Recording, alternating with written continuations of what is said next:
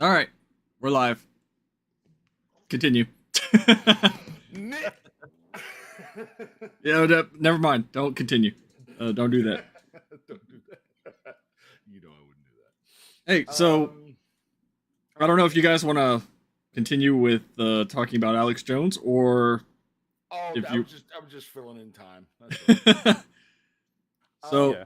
Well, actually, like I said, what the only thing I'd like to see if anybody else has any 40K conspiracy theories, as in lore conspiracy theories, things you think might happen in the game that we don't know. It's just guessing.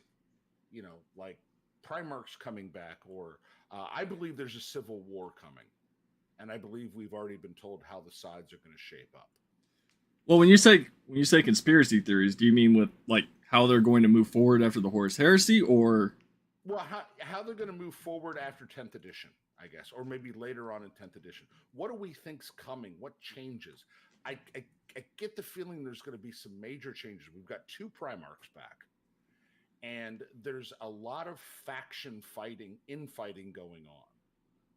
So, what do we think's going to happen? I mean, are we looking at a possible faction, a split within the Imperium itself?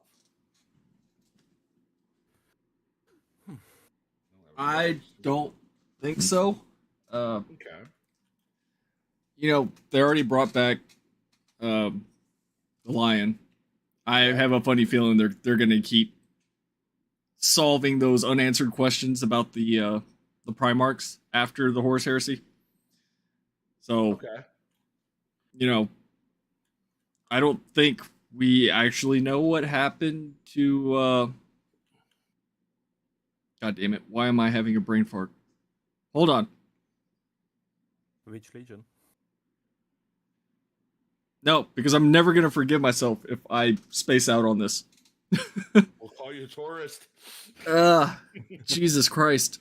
I'm sitting here like going through them all in my head. I'm like, Vulcan, Ferris Manus, Rogel Dord, Gilman, fucking Jagatai Khan. Korax is a fucking bird demon chasing Lorgar around, supposedly. We know all about Sanguinius. He ain't coming back that I know of. Magnus is somewhere doing something. Fucking Mortarion is sitting up in a tower, sulking, fucking, trying to take out Gilliman. What else? Why am I spacing out on the fucking Space Wolves, Primarch? Jesus Christ. Oh, Limeras. Yes, yeah. thank you. My brain kept wanting to say fucking Ferris Manus, and I'm like, no. Well, Lehman was always open-ended. Yeah, because supposedly it's like, oh, what? He ran into the warp, and then that was it. Like, Yes, just like Jagatai, and for some extent Korax. So Personally, I think they're going to save a Lehman Russ reveal for right around the time they reveal what ultimately is going to be going on with the Emperor. Possibly. that's a good one. Okay, now, have any of you listened to Our Martyred Lady? I have it. I haven't Not read yet. it yet. Read which and or one is watch that? it. It's actually, I think it's only an Audible book. I don't know that there's a paper version. Oh yeah, then I most definitely haven't listened to Okay, it. maybe somebody's got a a copy on the high seas out there somewhere. I will look for it. But it okay. Basically, the whole idea. And everybody's familiar with how the Sisters of Battle were formed, correct? Yes. Yes. The entire premise of the book is the current head of the Ministorum is going to rescind the law preventing men at arms under the ecclesiarchy. They are going to rescind the decree passive. Yes, exactly. Now, What the? right, exactly. So now you see where I'm going. I'm like, wait a minute. So he's That can trying lead to bad things. Yeah, he's trying to get Celestine on his side. Celestine's like, well, wait a minute. I'm part of the sisterhood. We literally exist to do this. And I don't want to ruin the ending of the book, but the whole point is it creates, you know, the main characters of the book are Catherine Greyfax, the Inquisitor, Mm-hmm. Saint Celestine, the head of the basically the ecclesiarchy, Mhm. and the what was his name? He's a custodes. He's one of the high-ranking custodes. Valdor? Trajan Valoris. What's that? Trajan Valoris, because in the 42nd millennium, that's the primary custodes. No, he's one of the ones that was a major part of the passive. Longinus. Mm. They're all there, and Longinus is the only person that actually remembers this all happening, and he's like, "Whoa, I don't know, this is such a hot idea, guys." And It's a really stupid idea because the Imperium has been divided: Navy, Army, Astartes, Right. Sororitas, the Ministorum, the Ecclesiarchy, the Administratum. So nobody could be as powerful as Horus again. yes. Now, what this guy does, this 23rd head of the Ministorum, is saying literally, he starts talking about the Horus heresy. And I don't mean the official version, or I'm talking about the reality version, the version of, hey, Horus was a Primarch. Because remember, most people don't know the other Primarchs, the bad Primarchs exist. They're called demons. They're called all kind of different things. He starts alluding to the fact he knows the truth about the Horus heresy. And Longinus is like, you better shut your whore mouth. You better just shut up. And Well, then he starts implying that Guilliman could possibly attempt to step in as the new emperor. And everybody just gives him this look of, you said what? Yeah, they kind of talk Yes. about that a lot during the. God damn it! Fucking books. This is not my day. The fucking Dark Imperium series. Yes, yeah, exactly. So this reinforces the whole Dark Imperium thing. And I'm sitting there going, okay, we're drawing sides up here. And I don't know that this is such a hot idea, kids, because where does this go? What happens? As we know, the High Lords of Terra are not happy. Even the ones that Guilliman picked aren't thrilled that he has basically set himself up. And he's got, was it Dante that he made the... Yes, Dante. Yeah. On the other side of the Cicatrix Maledictum. So you have people that have lost power or think they're going to lose power going, well, what if we just decide to take care of this here and now? And now we're introducing the Lion. The Lion gets to Terra. Who knows what's going to change? Is he going to side with his brother, even though they're not really besties? And how is he going to react to the religious fervor that is the Imperium? Because we don't really know how he feels about it yet, do we? I don't think they've really covered it yet or showed that he has any idea. So are we headed towards another break in the Imperium? And this is not the best time to have this happen. No. So that's my conspiracy theory, I guess. This And please feel free to tear it apart. If I'm totally wrong on this, just say, no, you're stupid. No. My first point of that this is a really stupid fucking idea, and not what you said. I was like, damn, he's harsh, man. But what was talked about in the audiobook you mentioned, Or Martyred Lady. Mm-hmm. Because if we are going to dredge up the demon primarchs, we are going to bust open that the Imperial cult comes from Lorgar, from the Word Bearers. Right. And then we are going to have to talk about Monarchia. Because Lorgar and his legion got his shit kicked in because they were too slow, not conquering planets fast enough, and going against the Emperor's wish is that he's not a god. Don't worship him as a god. And Lorgar knew better, just like Magnus knew better. So, what is going to happen when this stone gets upturned? Yeah, and that's exactly my thought was okay, we're getting into a real train wreck here.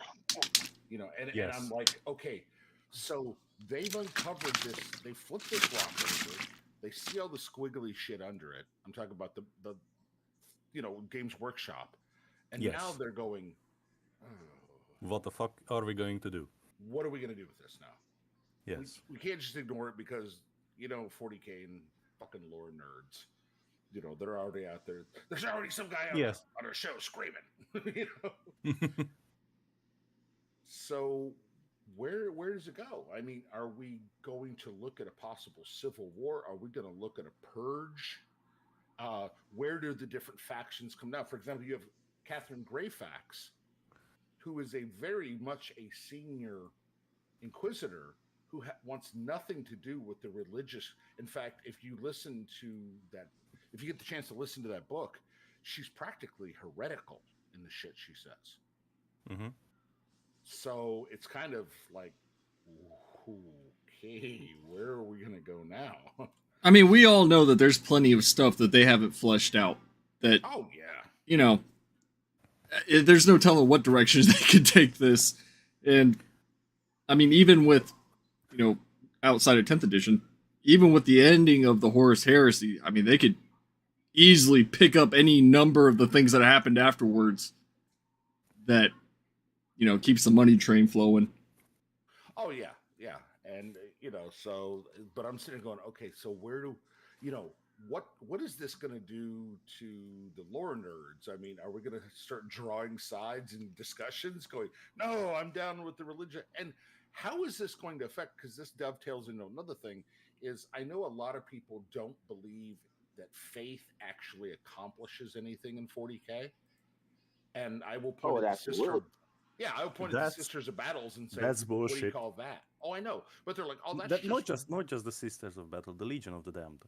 Yeah, but they'll point at they'll just say that's warp fuckery. And I'm like, that's not warp fuckery.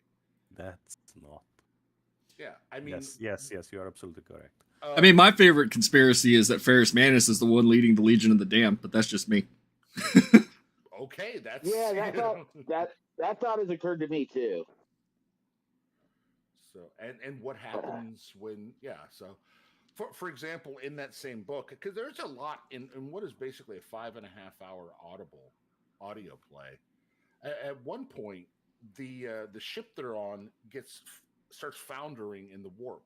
They cannot see the Astronomicon. Celestine steps outside of the ship, outside of the Geller field, in the warp, and starts channeling the Astronomicon.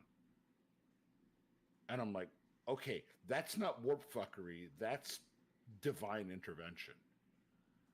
So, and I wish Badger was here because he's got his own theory on what a lot of these miracles being accomplished are. His side is it's what's Zeech doing it. Yeah, exactly. So, are all these miracles literally chaos fuckery? I mean, if that were true, then we have a lot of problems with so-called miracles in past books, especially in what was it? Same thing, the Dark Imperium series. How this random girl has like the power of the Emperor flowing through her. It's like, well, technically, even in that book, they're talking about, well, did this actually come from the Emperor, and is this just, as you put it, warp fuckery? Because we all know that they can't stand each other. Right. So that's why I'm like, wait a minute, what's going on here? So yeah, that was my, and that's my, I sit and think, okay, kind of a lot of what if stuff. Well, what if this happens, or what if? I mean, they haven't brought back any Chaos Primarchs as yet, have they? Angron. Recently. Okay, okay, very true. So, what happens if suddenly people start learning about him? You know, or what if it comes out that he was a Primarch? You know, I don't know how they would introduce that, but they're like, wait a minute, he was one of them. Well, Yeah, I mean, we have a precedent how the Imperium deals about knowledge of the Chaos gods or Primarchs, just the Second War of Armageddon. Angron, okay. I mean, we don't know what. I think. I thought that was the first one. Yeah, sorry, the first one. Angron and the World Eaters came, devastated the planet, and after they were stopped, the Inquisition decided that any guard regiments that were present and have knowledge will be sterilized and will be drafted into penal battalions. And that's when Logan Grimnar kicked up a shit fit with the Inquisition. I mean, we still don't know what's going on with Perturabu. We still don't know what's going on with Magnus at this point. Perturabu is speaking at Madragard, so... Yeah, I mean, but that's all we know. Is he ever gonna leave?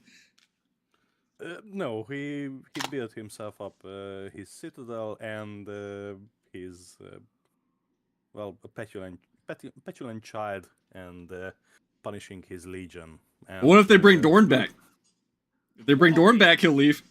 that's my personal favorite. I'm a But Robo how?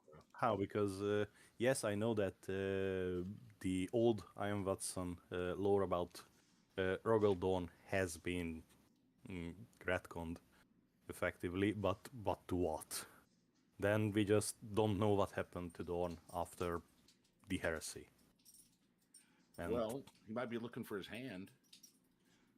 yes, but it was retcon, so maybe he still has his hand. I don't know. But I mean, a mechanical hand wouldn't be unusual in the Imperium. So My question is given what Dorn did to Garrow, what's he gonna do to the Imperial Fist when he finds out what they did to his hand? well, they just turned it into a scrimshaw. I mean, is that bad? Really? But again, he's going to come back.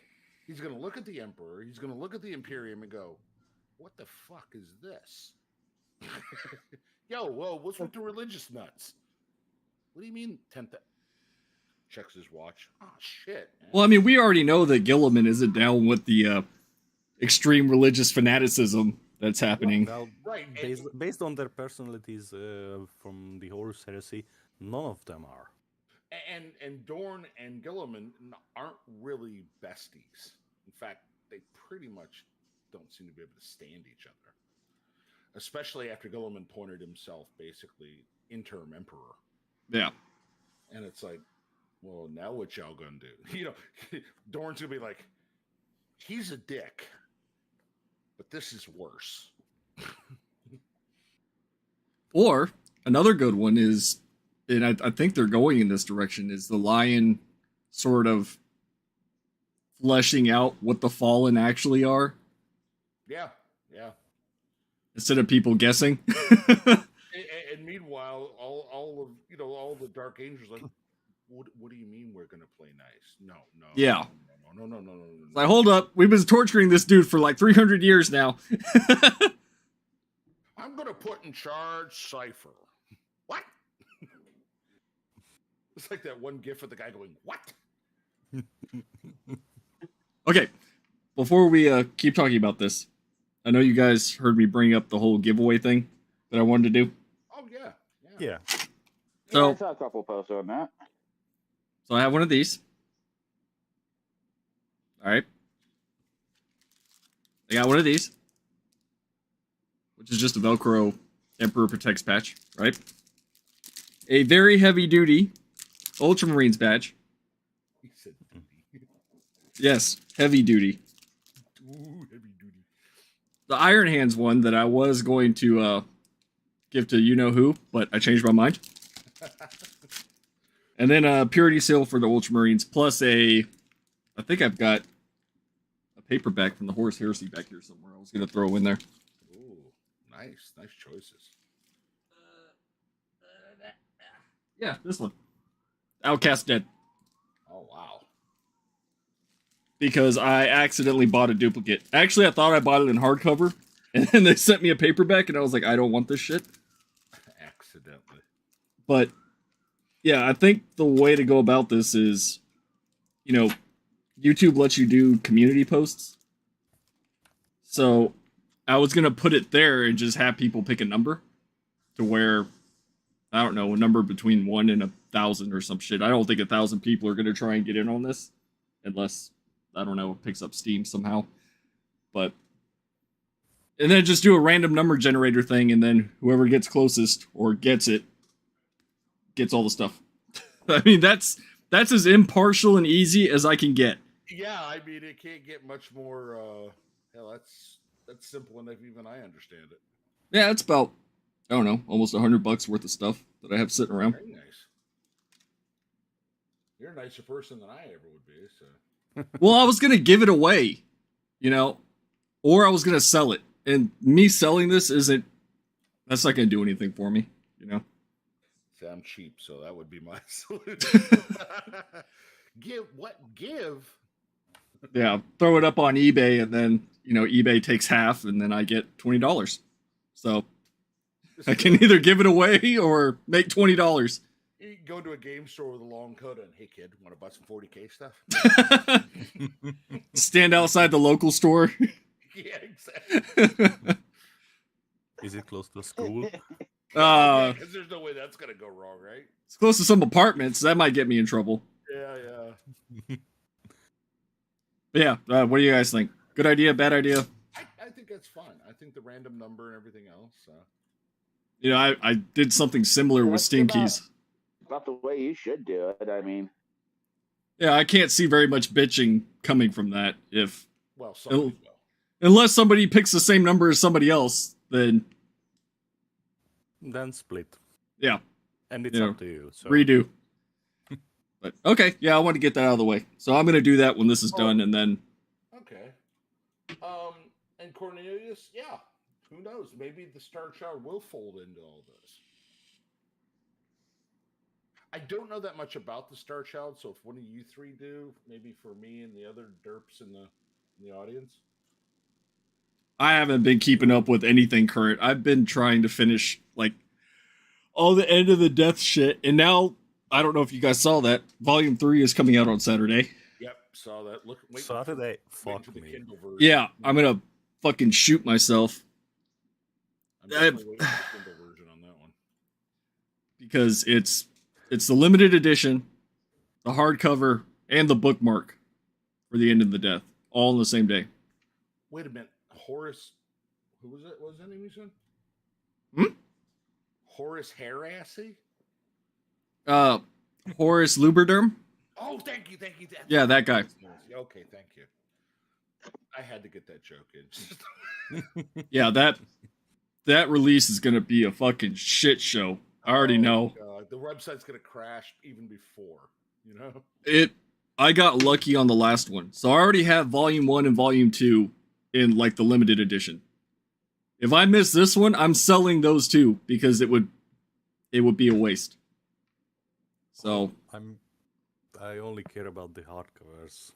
Well, same. I mean, I buy them in hardcover outright, but I've been buying the limited editions to put on my bookshelf so that way I have, And it wouldn't make sense for me to have Volume 1, Volume 2, and then I'm going to pay $500 to a scalper in Sweden for Volume 3. You know what I mean? Yeah, I understand you. But this is my problem with the limited edition Black Library books, because they are not coming out after the fact when we had time to read it, to digest it, and oh yeah, and we could have an opinion about is it good, is it bad, is it worth it to have it in a special edition or not. Yeah, I don't think they want those discussions to happen. Yeah, See, because See what they the might last hear. yes, because I bought the Volpon Blood, I think was that came out first with the special edition for $55, and then hardcover, then softcover, and when I read it, after that I was just, I'm glad I did not buy it in hardcover or did not buy it in special edition because it's not that good. yeah. Okay. And I've been buying all the and I told you this is not my day. I've got, I don't know, brain fog. The newest series, they're the one they're trying to do, Avenging Sun, all that shit, Gate of Bones, fucking yeah. Oh god. Dawn of That's- Fire. Dawn of Fire. Thank you. Dawn of Fire. Yeah, with hey, come on, you gotta love the Wolf Time. Okay. Sorry. I've been buying all of them. I have all of them in limited edition. I have not read a single one yet. They're not bad. They're if you want to catch up on current lore. I mean, I've already got a reading list that does that involves that series heavily. But they will catch you up on the Indomitus Crusade and things like that. Yeah, and that's why I bought them. But it's like they've been sitting on my shelf and on my Kindle, and I'm just like, I need to finish Horus Heresy, and then I'll pick back up. So I catch bits and pieces of current lore, even though I'm still digging through the old stuff. Yeah, and see, I'm working my way through the Horus Heresy books, so I probably won't get to the end in the death till I don't know years from now at the rate I'm going. So I'm going the opposite way. I'm doing this reading list that I found to catch up to 10th edition, and then I'll probably go back and start working on either individual groups, like individual Space Marine chapters or something like that, or I'll go all the way back and start reading the Horus Heresy books.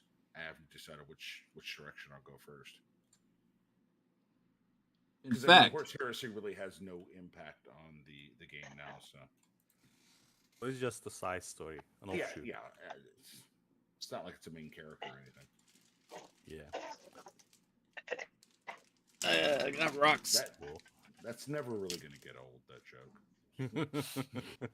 Like No, it's not. Yeah. But That entire shit show is never going to get old.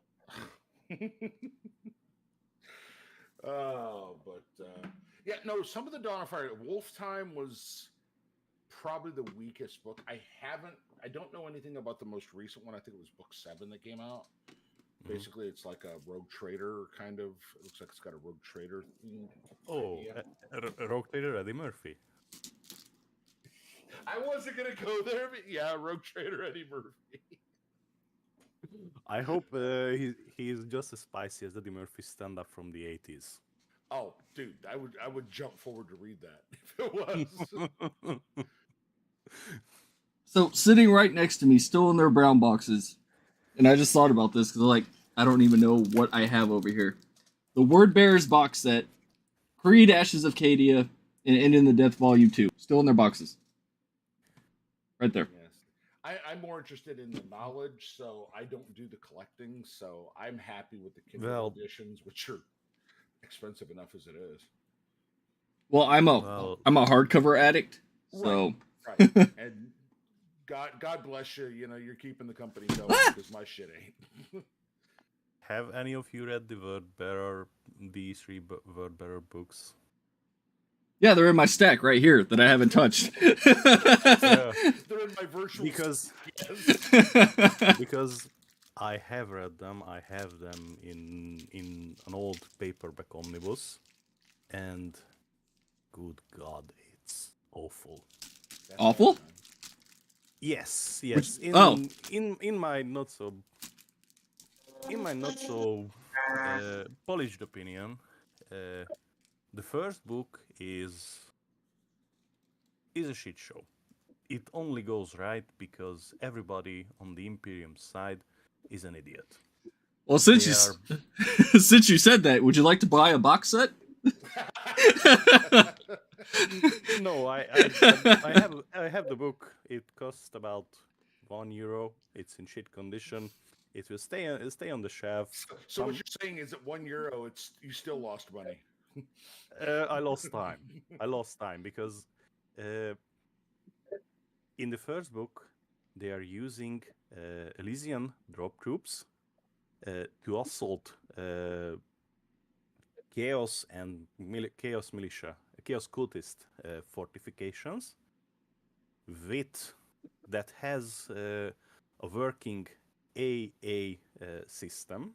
So it's tracking falling guardsmen and Valkyries, while simultaneously Zerg on foot into the guns to hit the chaos Space Marines and cultists simultaneously. This is the Imperium's war plan for the first book.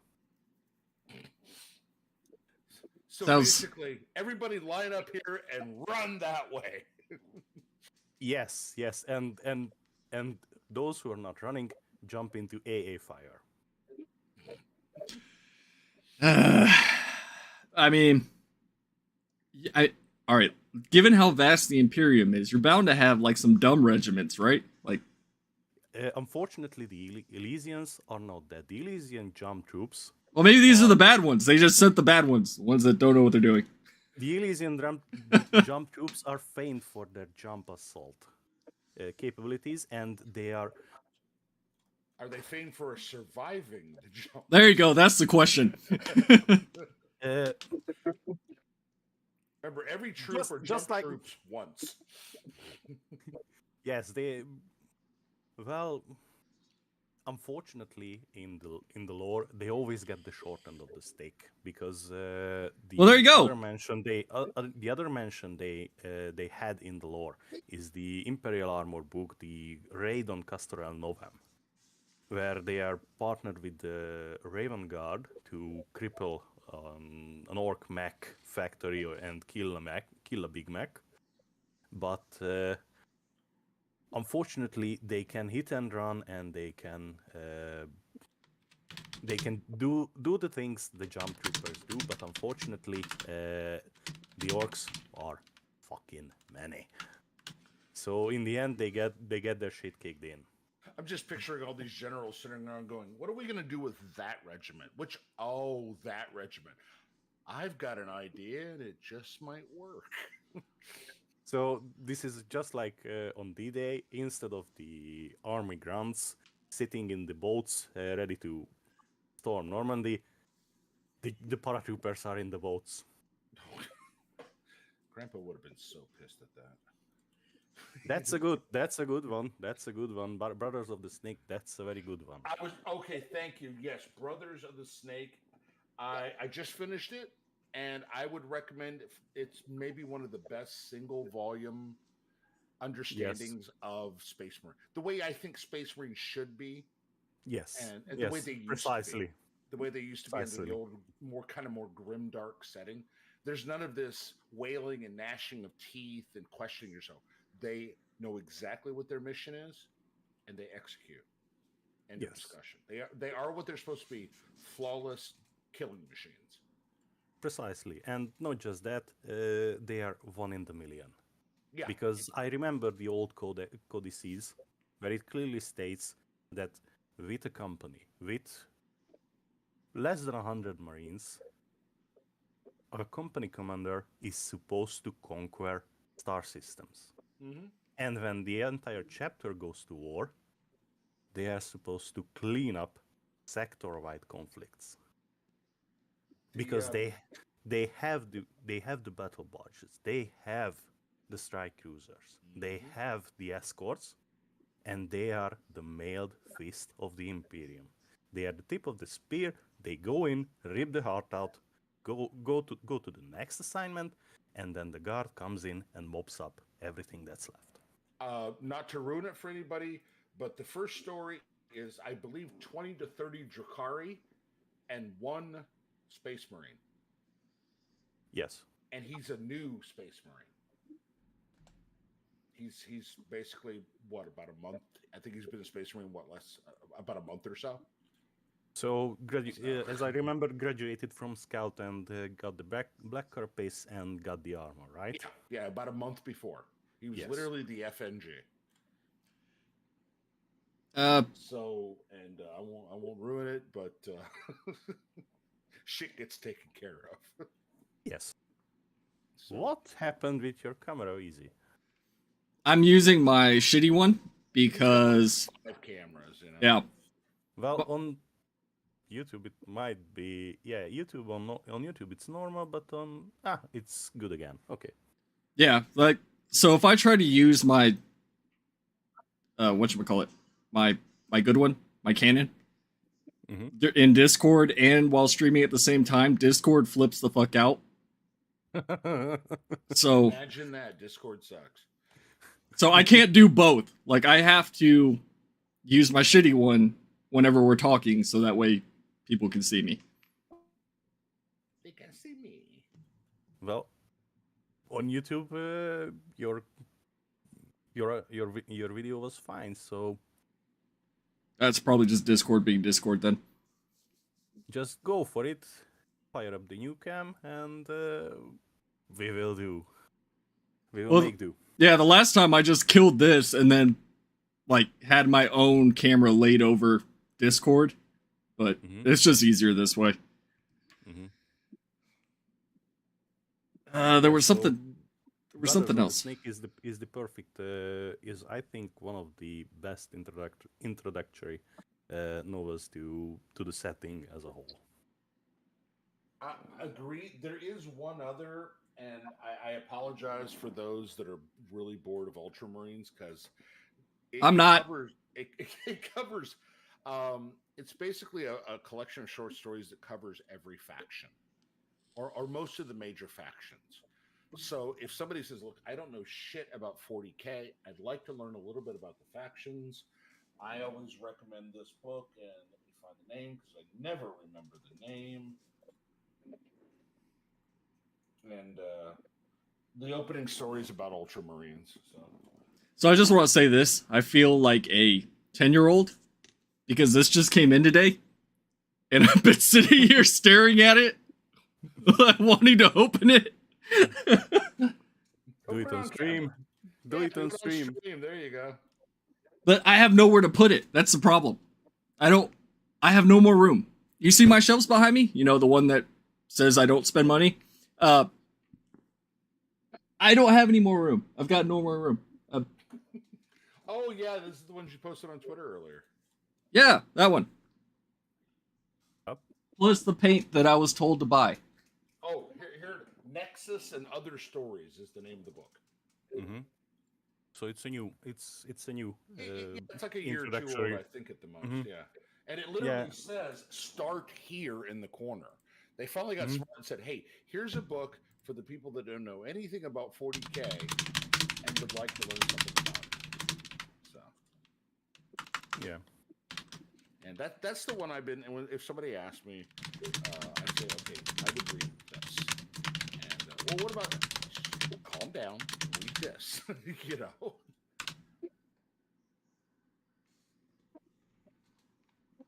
Yeah, Cornelius is like, open it on stream. Well, all right, what about this one? And this one? And the rest of them? What about this one? I don't have anywhere to put them. That open it on stream. Play with the little plastic man, then put it back in the box. Yeah. I've been playing with little plastic men for the past 2 days. Hey, Taurus, why don't you buy some minis? What's wrong with you? I love watching the delay because you said all this stuff, and now, like 30 seconds later, you're holding it up the camera. Well, that's why I'm looking at the Discord stream, because it should be in real time for you guys. Actually, I probably need to look at that instead of YouTube. Yeah. I'm kind of retarded. Oh, I'm at my garage. I'm at my garage right now, and I have to have the fence sit up and put the front or it goes all robot ass. He's been kidnapped by the CIA. Oh, it Okay. sounded like It's like Metronoid's audio whenever he was traveling. yeah. Okay, Yeah. why can't I Well, watch your video? How do I do this? Working You got the camera next to your name, but I don't know. I just went full boomer, and I don't know how to actually watch. Oh, now it just disappeared. There it goes. Yeah, I just turned it back on. Disappeared There again. we go. Oh, nice. Oh wow, you switched sides of the room. It's totally changed. No. But yeah, has anybody heard about the whole old world shit that everybody's talking about? Oh, something about like Yeah. they're not What even gonna shit? bother to make new minis or something. No. They are not bringing back Vampire Counts, Lizardman, Dark Elf, and four or five other factions from the old schools. Isn't dwarfs one of them? Yes, Skaven is in. Well, Okay. Skaven is not in. Sorry, so Skaven is thought- in this list. Yeah, that's Skaven was super popular though. Yes, Skaven is popular, but go and buy Age of Sigmar rather. Oh, okay. I'm going. I love you, see it. Basically, just puts like a bunch of popular facts that we're not gonna make it.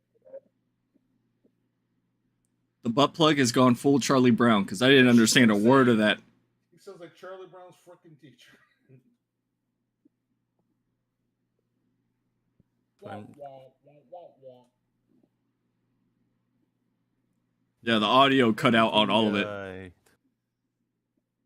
Oh, okay, Maddie just answered my question. I was like, please tell me that they're bringing dwarfs back, because if they're going like back during the time of like Magnus the Pious, I think is supposed to be that era. Am I right? Wrong? Yes, you are right. Then in 10 years, there I'm- will be the Great War against Chaos. yeah, and I'm pretty sure the War of the Beard is around there at some point. I think, or maybe that's before that. I don't know. No. The War of the Beard is after the Sundering. After the Sundering, about Oh, so farther back. 10,000. Yes, farther back. That's very far back. Yeah, by the time I was trying to get like hardcore into fantasy, that's when they started to kill it. Like, So it's your fault. yeah, I guess. So what you're saying is it's your fault. Like I was buying up every Gotrek and Felix novel, and then all the Malice Darkblade novels, and then I started picking up on a lot of the different ones, like for the elves and the dwarves and all that. And then they were like, "All right, it's the end times." I was like, "The fuck." Yeah, that was fun. That was fun times. Do we all have Dark Tide? Yeah, I do. I'm just wondering if we ever should try a gaming stream where we do this and we're also completely making asses of ourselves in a game. So Yeah, I mean- of course. I mean, my guardsman is maxed out. I haven't played ever since they started patching everything and doing all this new stuff with it. I think you'll like it. It's a lot of good stuff. Yeah, my Ogren's pretty maxed out. So Like, I'll hop, and I know people are going to get mad at me for this, but I'll hop back in just to buy the cosmetics and then never touch it. same. Every 2 weeks on Thursday, I jump in. Oh, what kind of new shinies do they have? Yeah, like, as soon as I saw they put Krieg armor on there, I was like, or Krieg cosmetics, I was on there the first day. They've got Rogue Trader stuff on there now, and they've got oh god, what's from Armageddon? Not the yellow, but it's. I was going to say I already have that one. Yeah, no, they've got one that's like a sand camo one Oh, with a really good helmet with a proper gas mask and hose on it. yeah, see, I the first one that I bought was the Steel Legion one. Yeah, Then I was like, I need the Krieg one. And then I got the Catachan one. they've also got a Rogue Trader one too. Yeah, I didn't. Some Rogue Trader gear. I bought it just because it was there, but I only buy for my Ogren anyway. So Oh, and the Commissar set. I bought that one too. yeah. That is the only thing I bought for my veteran was the Commissar set, but otherwise, yeah, I only buy for my Ogren. Tato is best. He is best Ogren. Yeah, if I were to make an Ogren, it's going to be in the Uncle Ruckus theme that everybody likes doing. Yes. Oh man, yeah, you're not gonna get demonetized for that at all. Yeah, I know. That's why I don't know if I should stream that or not. It's like I already pissed people off. I might as well make it worse. Well, you can stream it at least once. He did it once. But yeah. So that's I don't know. I haven't played in a while, and I always like playing with. I hate playing with randos. I despise playing with randos. Well, I was playing like nonstop because my wife wanted to play it. So we were both playing until she maxed out a psyker, I maxed out my veteran, and then it was like, all right, now what? Back when there wasn't enough content, it was just. Well, yeah, there's 2 new missions, three new missions now, because you've got a boss fight mission that you can do, and your skill trees are completely redone. If you haven't looked, you can actually now make builds. Oh yeah, I went in there and did that after the first update. Okay. Well, they probably, if you've got a veteran, they've reset it 3 times since then. Oh, then I'm gonna have to redo it again. Your shit's a mess now. Yeah. Did we lose Nurgle's butt plug? Let's not look for it, please. Can we not, please? So I have. So in the meantime, I'm not touching it. So I found the list that which factions are not going to be in the old world, and Dark Elves, Skaven Vampire Counts, Demons of Chaos, Ogre Kingdoms, Lizardmen, and Chaos Dwarfs. Since Chaos Dwarfs were mainly only supported by Forge World, that's not a big loss, but I am pretty bummed that the Vampire Counts are not coming back. For only one reason. The Blood Knights. The Origin Blood Knights. Those are superb. I thought you were going to say because they suck. Who was the leader of the Blood Knights for the vampires? It was Abarash, wasn't it? Or no? I don't know. I just know that the models are really good looking, better than the Age of Sigmar ones, and I wanted a full 5-man Blood Knight unit. Ah, I was right. I still remember. Do you remember? Nerd. Yeah, like I said, I was hardcore into fantasy, like, and then they just nuked it underneath me, and I was like, okay. I never bought the minis because I was A, young, and B, I didn't even work up the courage to start painting shit until recently. Don't say that because how shall I put it? I dipped out of 40k with 5th edition, and that's when I started doing demo games for the club I was in fantasy, and my chosen army were the Bretons. And right now I'm looking at the releases, and the only thing I'm thinking is, okay, I have almost enough men at arms, almost enough peasant bowmen, enough Knights of the Realm. Now I just need 3 Pegasus Knights, a Grey Relic, Questing Knights, and Grey Knights and the Trebuchet, and I'm set. And I don't care about anything Foot Knights and such. See, my problem is that I don't want to start dabbling in another IP. Mm-hmm. I'm still working on 40k, and even though I love fantasy and I'm glad that they're bringing it back, it would be too much effort for me to try and split my attention between the two. And I'm wondering if Games Workshop is going to have a problem with that, with people that, once they killed fantasy, that didn't want to go into Age of Sigmar, like myself, and started focusing on 40k. And now it's like, all right, we're going to bring it back to try and reel those people back in so they spend even more money. Yeah, I don't see that happening. Well, the problem is with this approach, I think, and this is just what I think, is there are not enough people in Games Workshop to produce the number of releases necessary to keep the interest alive in all of their systems. We have Horus Heresy, we have Legion Imperialis that combines Adeptus Titanicus, Aeronautica Imperialis, and the Foot Sluggers. We have Age of Sigmar, we have Warcry, we have So they've way Kill Team. overextended themselves. We have Kill Team. We have classic Warhammer 40,000. We have what do we have here? Blood Bowl. We have Necromunda, and the various extensions with the Ash Waste and Underhives and all the shit. And now they are introducing a legacy system that they're sprucing up with some Age of Sigmar level models. Yeah, and to top it all off, they're like, "Oh, well, you can't use your old stuff either in tournaments." It's like, what?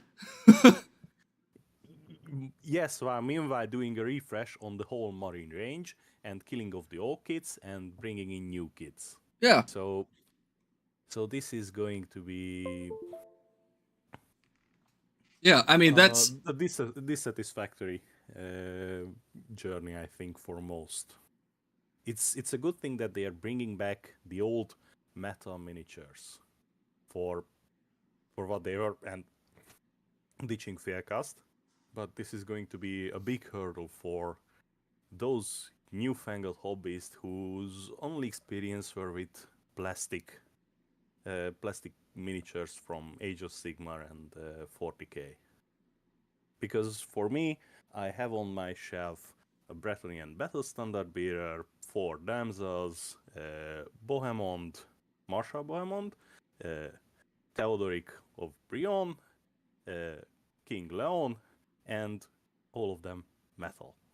And it's not a big deal. You just get some green stuff, you get your files, and you make do. And you pin everything. But for a new guy, where is he going to get a hobby now? A hobby pin. How is he going to do it? No, that's a good. Oh, God, That's going to be a big hurdle for a lot of people. God, I'm just having flashbacks to D&D miniatures back when they were metal, and it was like. Yes, and not just that. Just think back how awful GW molds were. How much flesh was there? How much? Oh yeah. How much misalignment were there? So you went in, you bought you thought you bought a blister of mini, and it was shifted on one of the axes half a millimeter, and then you had and then you spent 2-3 days just filing everything and trying to make it look like a mini. You could just break out an X-Acto knife on that. Yeah. You see, that was my biggest problem with like the Finecast miniatures. Oh my god, those things are awful. Well, that's what you get when you try to use your old metal casting systems or metal casting technology and pipeline on resin. Yeah, With the old metal molds. yeah, because the only one I ever got was Lucius the Eternal, and I spent probably a day and a half trying to get rid of all those like little mold lines and support lines and all this other crap to where it even looked remotely as good as like one of the plastic minis, you know. Look, Well, if you're gonna do plastic mini, or if you're gonna do metal minis, by God, do it the right way. Make them lead. Make them dangerous. Make them poisonous. I think that's a bad call because most of the paint the window lickers who are champing at the bits are actually going to try it. Stick it in your mouth. Be a man. Chew on your Yes. marbles. Yes, but it is your time for you guys to laugh at me because I was stupid enough back in the day to buy the, I don't know, 20th, and yes, I think it was the 20th anniversary Crimson Fist model. with Dude, I bought 4th edition rules for D&D. I cannot laugh at anybody for what they purchased. I'm And- 4th edition. I can't say shit.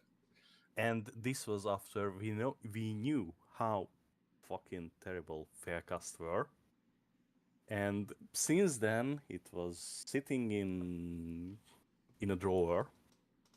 I brought it with me, and I just looked at it, and let's just say that it has more green stuff in it than actual Faircast. And I had to rebuild the collar, the back collar of the power armor, because Ugh. it was the outline was there and it was empty, and that was the easiest fixable thing. Shh, he's back. He's back. We can quit laughing at him now. Uh-oh. Oh, fuck! The question is, can he fight back if you make fun of him? Well, I mean, Well- he is a butt plug, so there's not much he can do about it.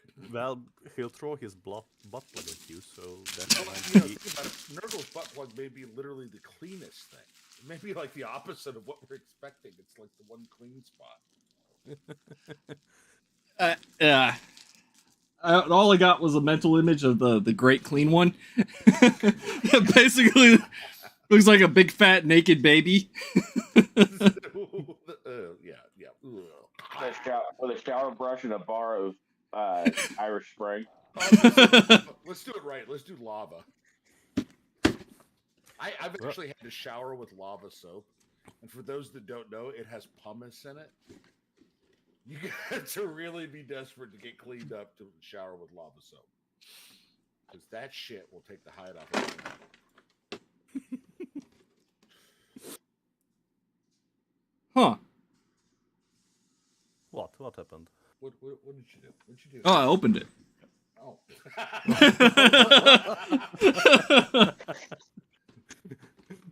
So it's a kid in a candy shop. I was not expecting all these tiny bits. Mm-hmm. The wee bits. You got a socket wrench and a ball peen hammer. Oh my god. Although I don't know why an artillery crew needs that, but we got a. Oh, okay. So as well, not artillery as a tanker, the number one most important thing in the turret was a hammer. Sometimes shit sticks and you just need to knock it the fuck back where it belongs. Well, these guys got one. Yeah. Somebody was a former gun bunny. They knew exactly what to get. Wrench and hammer.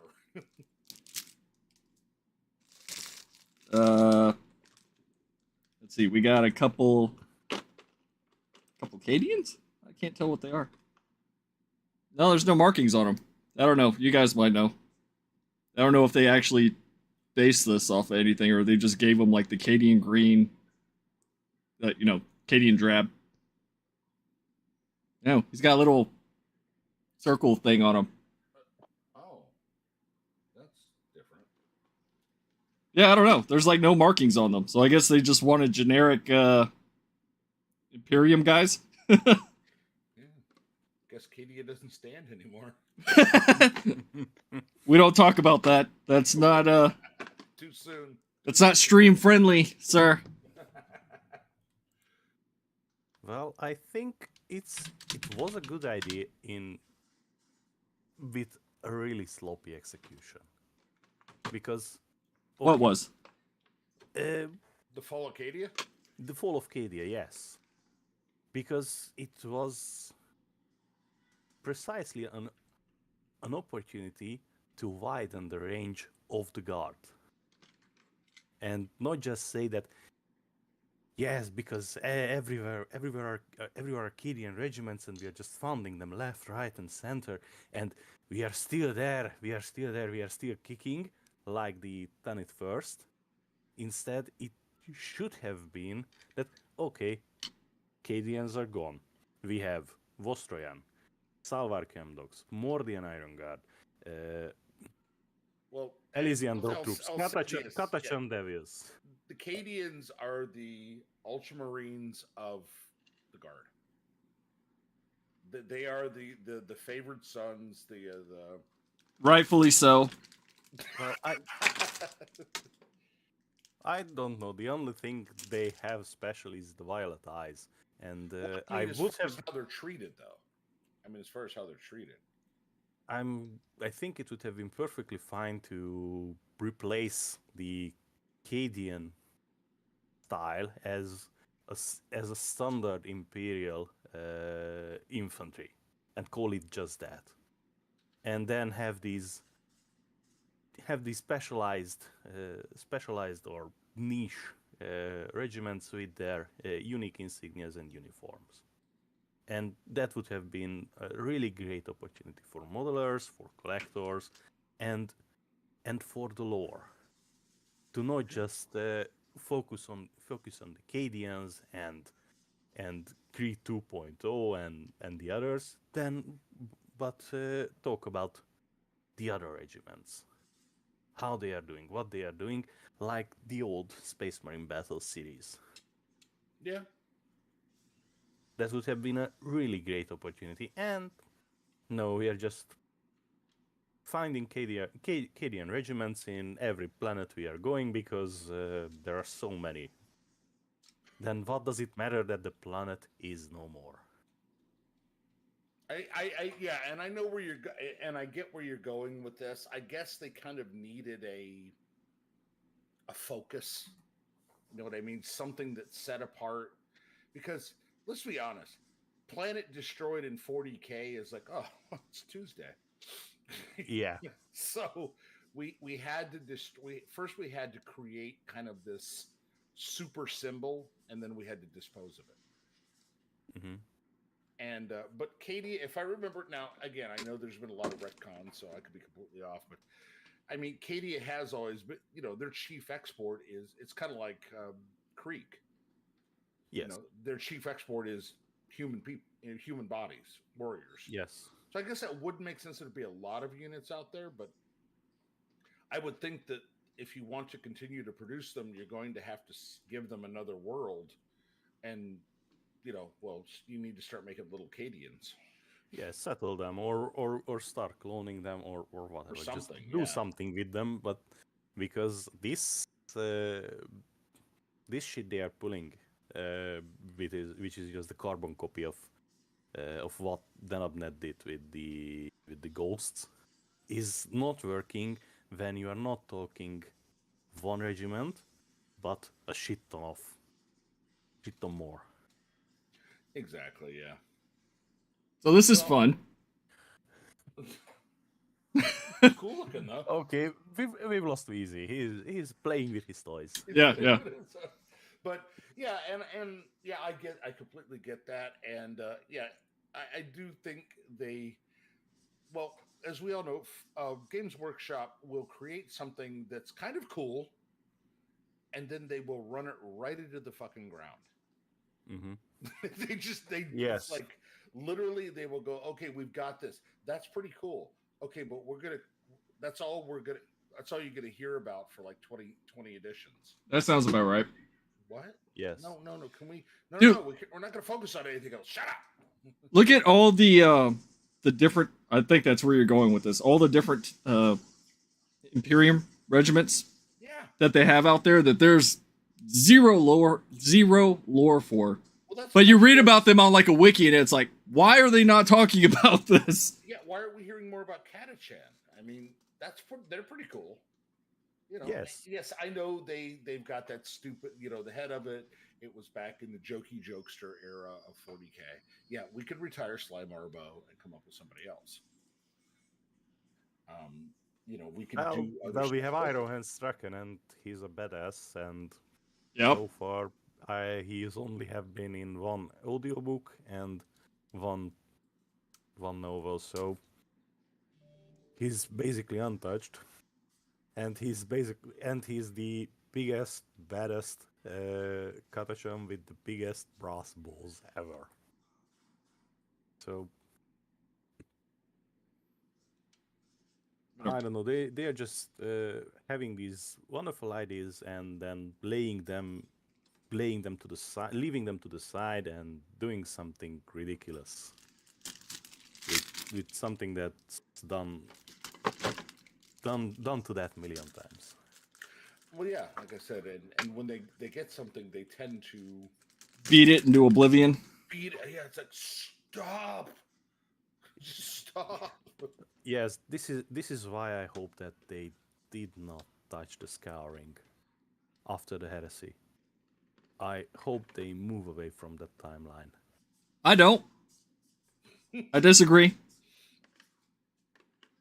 I mean, Listen, the reason I say that is because the Horus Heresy is what got me into 40k to begin with, despite people saying it's just fluff and doesn't matter. yeah. Yes, I understand it, but there are so many more stories than to just drive the Heresy and the Legions into the fucking ground. Yeah, but we don't. Repeating it ad nauseum, ad infinitum. The problem is that a lot of those legions that we love and Primarchs that we love are going to be stuck in Heresy era, and then, that's it. And then reappear in 42k, yes. Yeah, whenever they decide they need more money. Yes. I think what they should do, or where they should take the creative geniuses at Black Library, is either the Nova Terra Interregnum or the Bad of War. The Battle War would be a good one. All I can. Yes, think of but is yes. Spaceballs 2: The Search for More Money. That's, Oh. that's literally Games Workshop to me. I mean, pretty much. It's Yes, but unfortunately, for the God of War, I don't see the creative energies there working out that they sit down and plan out everything, and not just, okay, here is a story, you are going to write it, and here is the story that comes after that, you are going to write it, and somehow we make this 50 book long series, and we'll make a shit ton of money. at this point, there's two authors that I have faith in as of right now. One is Justin Hill, and the other is Mark Collins. Both are newer, right? Newcomers. Mm-hmm. But Mark Collins did the Hellbrecht novel, and Justin Hill wrote the Cadia Stan series, the Minka Less series. So, as of right now, those two I still have a little bit of faith in. What, you didn't like it?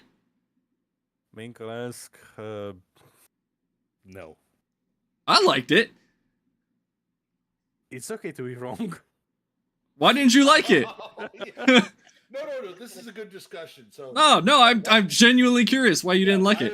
Why are you wrong, and why do you stick to your opinion? No, seriously. What? I mean, did you not like the retcons that it encompassed, or? Unfortunately, for how to say it, okay, the Minkalesk stories for me are ground already tread over by better writers with better stories and better characters. It is not something that I would revisit anytime soon. It's okay that we have it, but unfortunately, you can't make your protagonist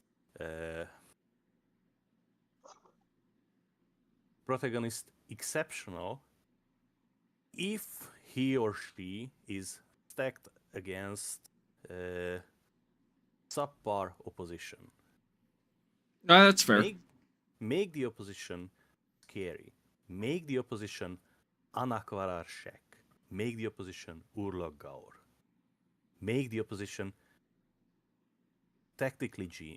not a tactical genius, but a good, capable commander or a good, capable soldier. And not just drop bodies at the problem and by the skin of her teeth the protagonist survives and advances because the survivors get promoted. Well, see, in Cadia Stands, like, she wasn't even a major character in that book. And then it was subsequently after that book, then it was like, all right, now she's, Yes, now we need someone with type 2 body, with a body type 2, so we are going to create one. Yeah, because I mean, I would say that the Yeah, main the focus of the first book was Ursarkar Creed, and then it's like, all right, we don't know what happened to him. He's pretty sure he's dead. She survived. The first one, Cadia's Stand, was actually really good. But the others where the focus shifts from, in general, what happened on Cadia with the regiments, how they were organized, how they hid back, and how they evacuated, was a far better story than just following along a White Shield, because a 17-year-old White Shield who gets thrown into the meat grinder. I mean, that's fair. That's a fair Because criticism. that's not interesting. That's dime a dozen. That's done million times, and we know how it goes because we are reading her perspective and what happens to her. So we know that yes, she's going to survive. Did you read Ashes of Cadia yet, or no? Unfortunately, which was the one before that? I can't remember. Wait a minute. Well, Ashes of Cadia was the one with Ursula Creed, where they shifted focus to her.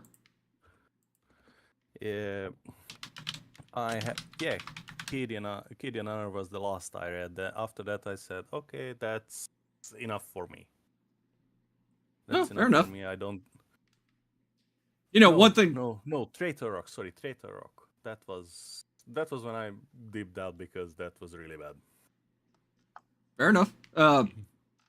You know, I'm one of those people where it's like, all right, I think Games Workshop is trying to do their whole inclusivity spiel, but do it the right way to where they're trying to make them appealing, trying to make it less appealing, without venturing into territory of Age of Sigmar and everything else that they want. You know, I have no problem with the character of Minkalesk. I just find her boring. Yeah. To be No, honest. I got it. And for the representation, I think I had this discussion in some Facebook group, but most of the writers that write for Black Library and are beagle eyes and they're paraded around as figureheads of lore and people to pay attention to. The most they do in these books is nothing but performative activism. Because the last I checked, the big representation push in, I think, the Lion book was that one Tech Priest had a neo pronoun and the Lion was using it. Yeah, but and that's... I questioned it precisely because Tech Priest comes in. Tech Priest gives information. The Lion is looking for tactical information, tactical appraisal, and whatnot. What a military commander is looking for. He's not looking at the name tag of the Tech Priest and the second line where it lists its pronouns, and in a, correct me if I'm wrong, but in a discussion where military action is considered, the pronoun of one of the analysts never comes up. Is that right? See that? It wouldn't be my first concern. As a matter of fact, one of the things you'll often see in sci-fi is a streamlining of terms of address, sir or Yes. ma'am. Yes. So that you're not worried about, well, am I going to call her sir? Am I going to call him a ma'am? Everybody's sir.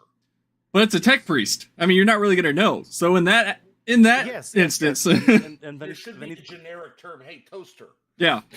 Yes, and that's my argument always. When it comes to Tech Priests, they are not born. They are created. They are not he or they are not she. They are it. Yeah. They are one with the motive force. They are one with the Omnissiah. They are on the quest for knowledge. They do not care for reproduction. They are it. They Yeah. are genderless. Yeah, So for them to use neopronoun or gender pronoun, that's bullshit. well, Have it- I don't know if I would say calling a tech priest they them would be in that same box though, because I mean you wouldn't really know. Well, I guess you would know sometimes. Sometimes, excuse me. But just look at Belisarius' call. He has, I think, various brain jars he uses to boost his cognitive capacities. He's still a singular being. He's not more because he's using more brains, and he does not develop more personalities because they are attached, and lose personalities because they are detached. He's Yeah. still singularly Belisarius Cole. Yeah, yeah. I mean, Going back to the whole Cadia thing, have either of you read? I think it's fairly new, the Cadia Falls book, the single volume one. Not the Cadia Stands as part of the Minka Lisk. no, there was a. Fall of Cadia was the one that came out, and then they came out with Ashes of Cadia after that one, I believe. Yeah, exactly. And I mean, I kind of liked it. I liked having everything kind of pulled together in one novel. But I haven't reread the Minka Lesk series and to see if there's any conflicts. I don't know if there's any real conflicts in the Minka Lesk versus that new book, which is like supposed to be quote unquote the final word on the Cadia thing. See, I haven't read that one. Oh yeah, okay. I did buy the collector's edition of that because it comes with a little Cadian medal in it and the dog tags. Bro, I see 40K limited edition. I click add to cart. Like, but, it's a good single volume to kind of bring you on track with what happened in Cadia. yeah, but I think that falls in line with the Cadia Stands book too, because that's what that entire book is about. So it's like I don't understand what new information they could have tossed in there. I think they brought some more stuff in as far as people outside of Cadia and how they came in, like the Space Marines coming in on the situation. And I don't remember how much in the Cadia Stands they talked about, for example, hey, we should start evacuating the planet. You're not evacuating the planet. Well, that's the last half of the book is Okay. when they're. It's been a long time since I read it. Yeah, when they're making their last stand, and people are, going to evacuation zones, and then realizing, oh, what evacuation? Yeah. So it's. That's why I was wondering, like, how they could have revisited it, even though they've already kind of fleshed out the actual Fall of Cadia. I don't know, unless they're doing it primarily from different viewpoints of the higher ups. They are bringing some different viewpoints. It seems like there's a lot more interaction at the higher levels. You're kind of seeing a lot of the shit that's happening at the top level. I don't remember. Did they bring a lot in about Celestine in the? No, Okay. not at all. There's the whole fight with Celestine and her two basically wingmen, her lieutenants that she brings in, and everything else. So I think that's definitely they're fleshing it out and also talking about some of the interactions that happen outside of Cadia itself, more of a 50,000 foot point of view. Oh, well then in that case I do need to read it. Yeah, okay. I'm sure none of it's going to be new information to you, except for it's like, oh, I didn't know that's how that turned out. And that's why I folded it into my 10th edition catch-up reading list. Mm-hmm. I'm like, okay, and I put it pretty early on because I'm trying to remember if they talk about Guilliman or not. I think they hint at it. They're like, hey, by the way, did you hear there's a new Primarch? There's a new what? Yeah, Guilliman's back. Gill who? So to them, it's a statue come to life. It's literally like the Emperor's new groove kind of thing. They're like, Okay, how did that happen? Where'd he come from? Warp fuckery and Xenos. Yeah. That's not going to go wrong. Yeah, I got Don't the. forget the Eldar waifu. Oh god, The memes of that are so bad.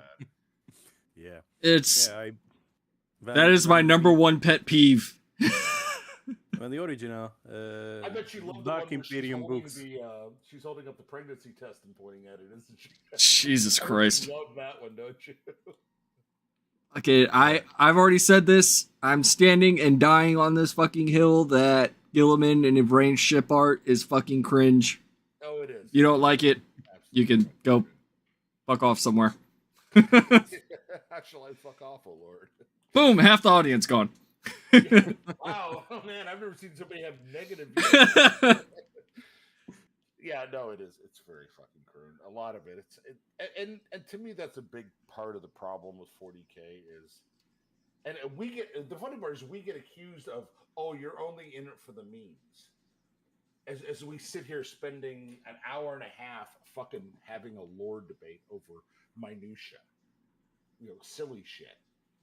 Let's be honest. Yeah. We're literally discussing, pick and fly shit out of pepper, as my grandfather would say. Yeah, I can respect people that get into the hobby, and I actually like talking to people like that don't really know background stuff. Mm-hmm. And then you can kind of explain, well, this, and this. It's the people that like just jumped into it a month ago, watched some looting videos and some major kill videos, and then they're just like, well, why can't we do this? And it goes back to that debate that we're not going to talk about this time. Oh God, no. Well, it's not like this because of this thing, that thing, blah, blah, blah. This happened, that happened, blah, blah, blah. And then the people go, oh, cool, okay.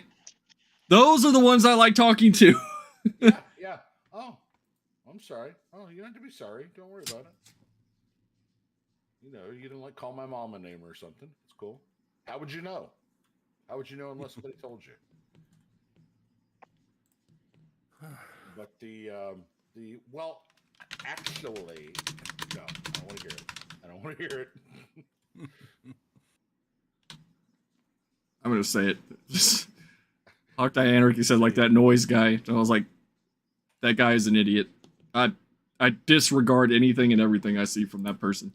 Oh, who's this? Noise Minis. Oh, God, yeah.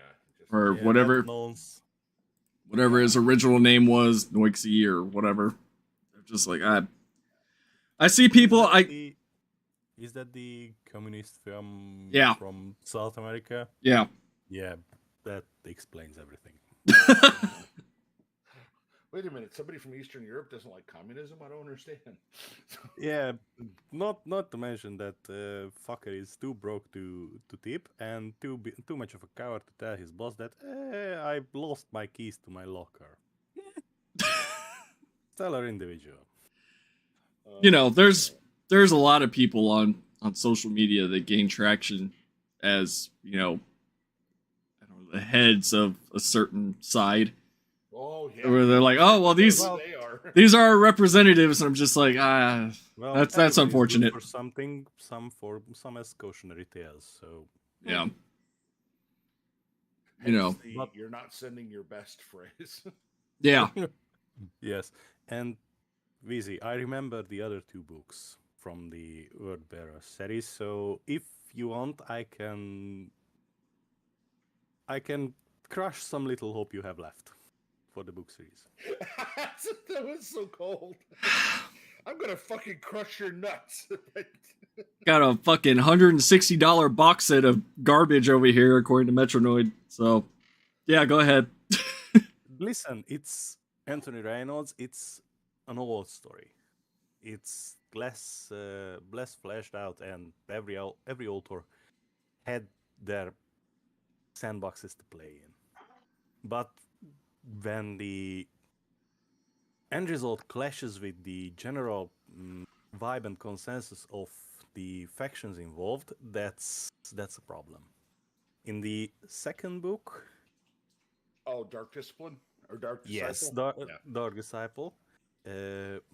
Marduk and his merry band of fuck-ups go onto an ice planet that is currently bracing for a Tyranid invasion to get a tech priest to get a MacGuffin, while simultaneously Dark Eldars are raiding the planet.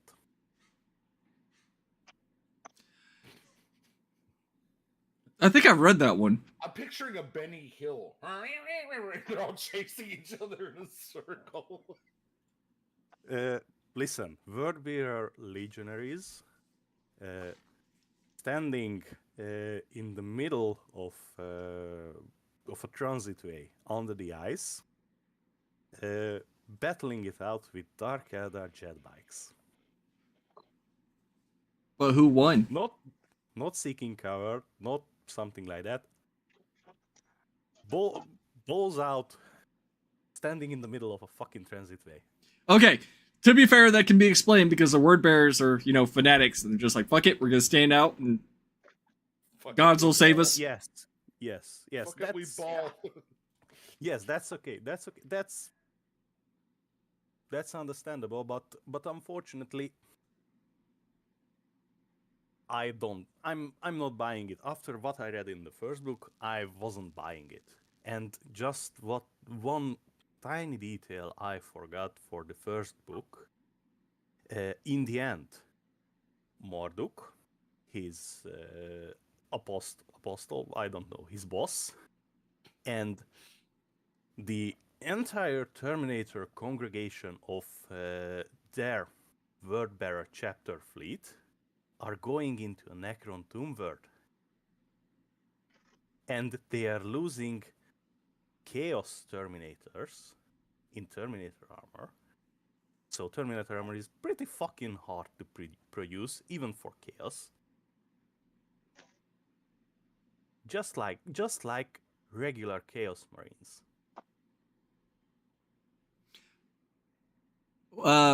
Veterans of the Long War bonded to the Terminator armor.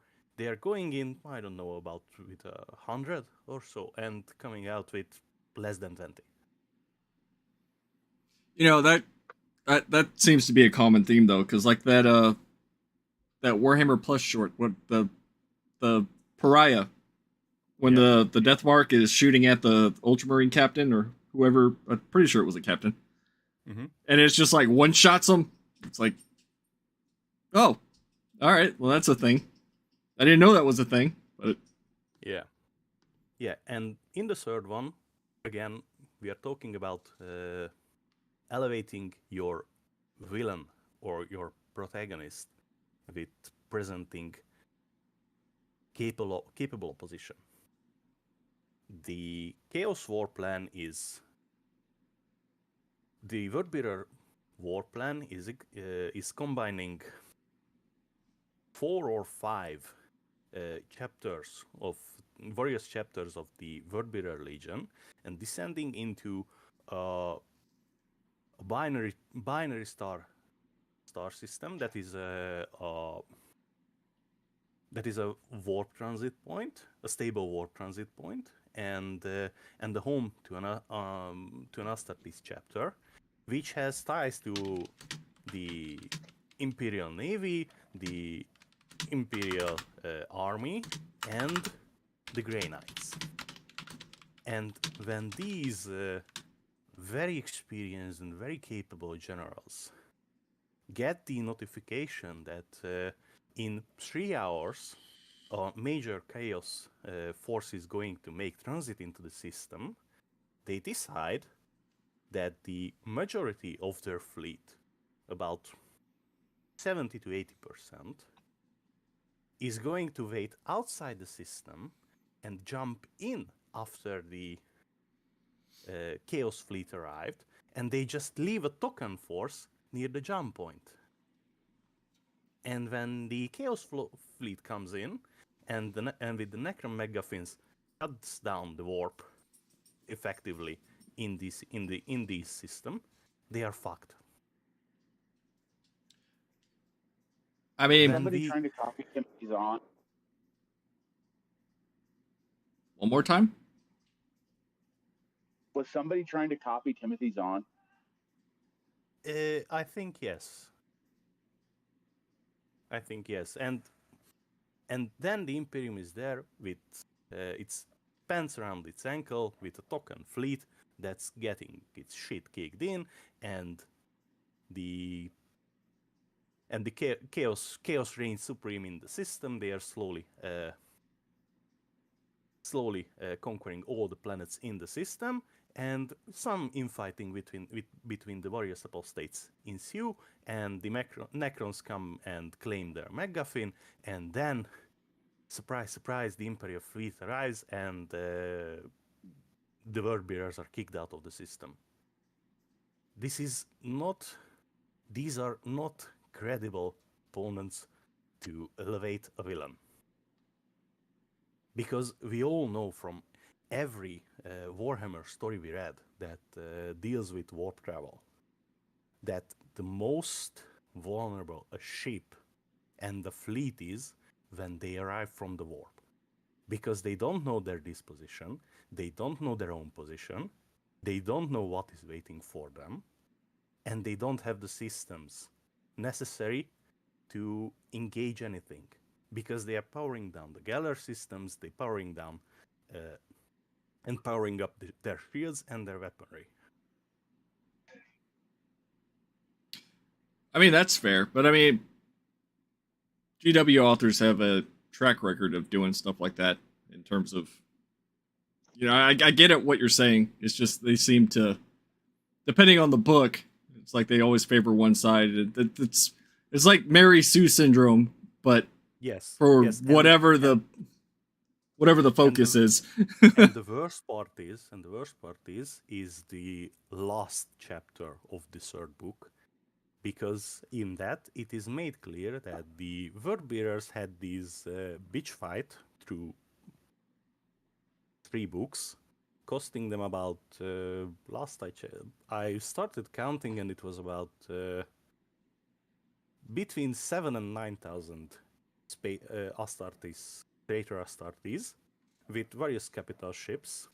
They lost these in a slap fight between Erebus and Corferon. That was the slap in the face at the end when I was like, okay, this goes into the back row, and I'm not going to, and I don't ever want to look at this book again. I mean, that's kind of funny. It's kind of funny, but fucking stupid. Because I understand that Erebus and Corferon are the quintessential Benny Hill villains.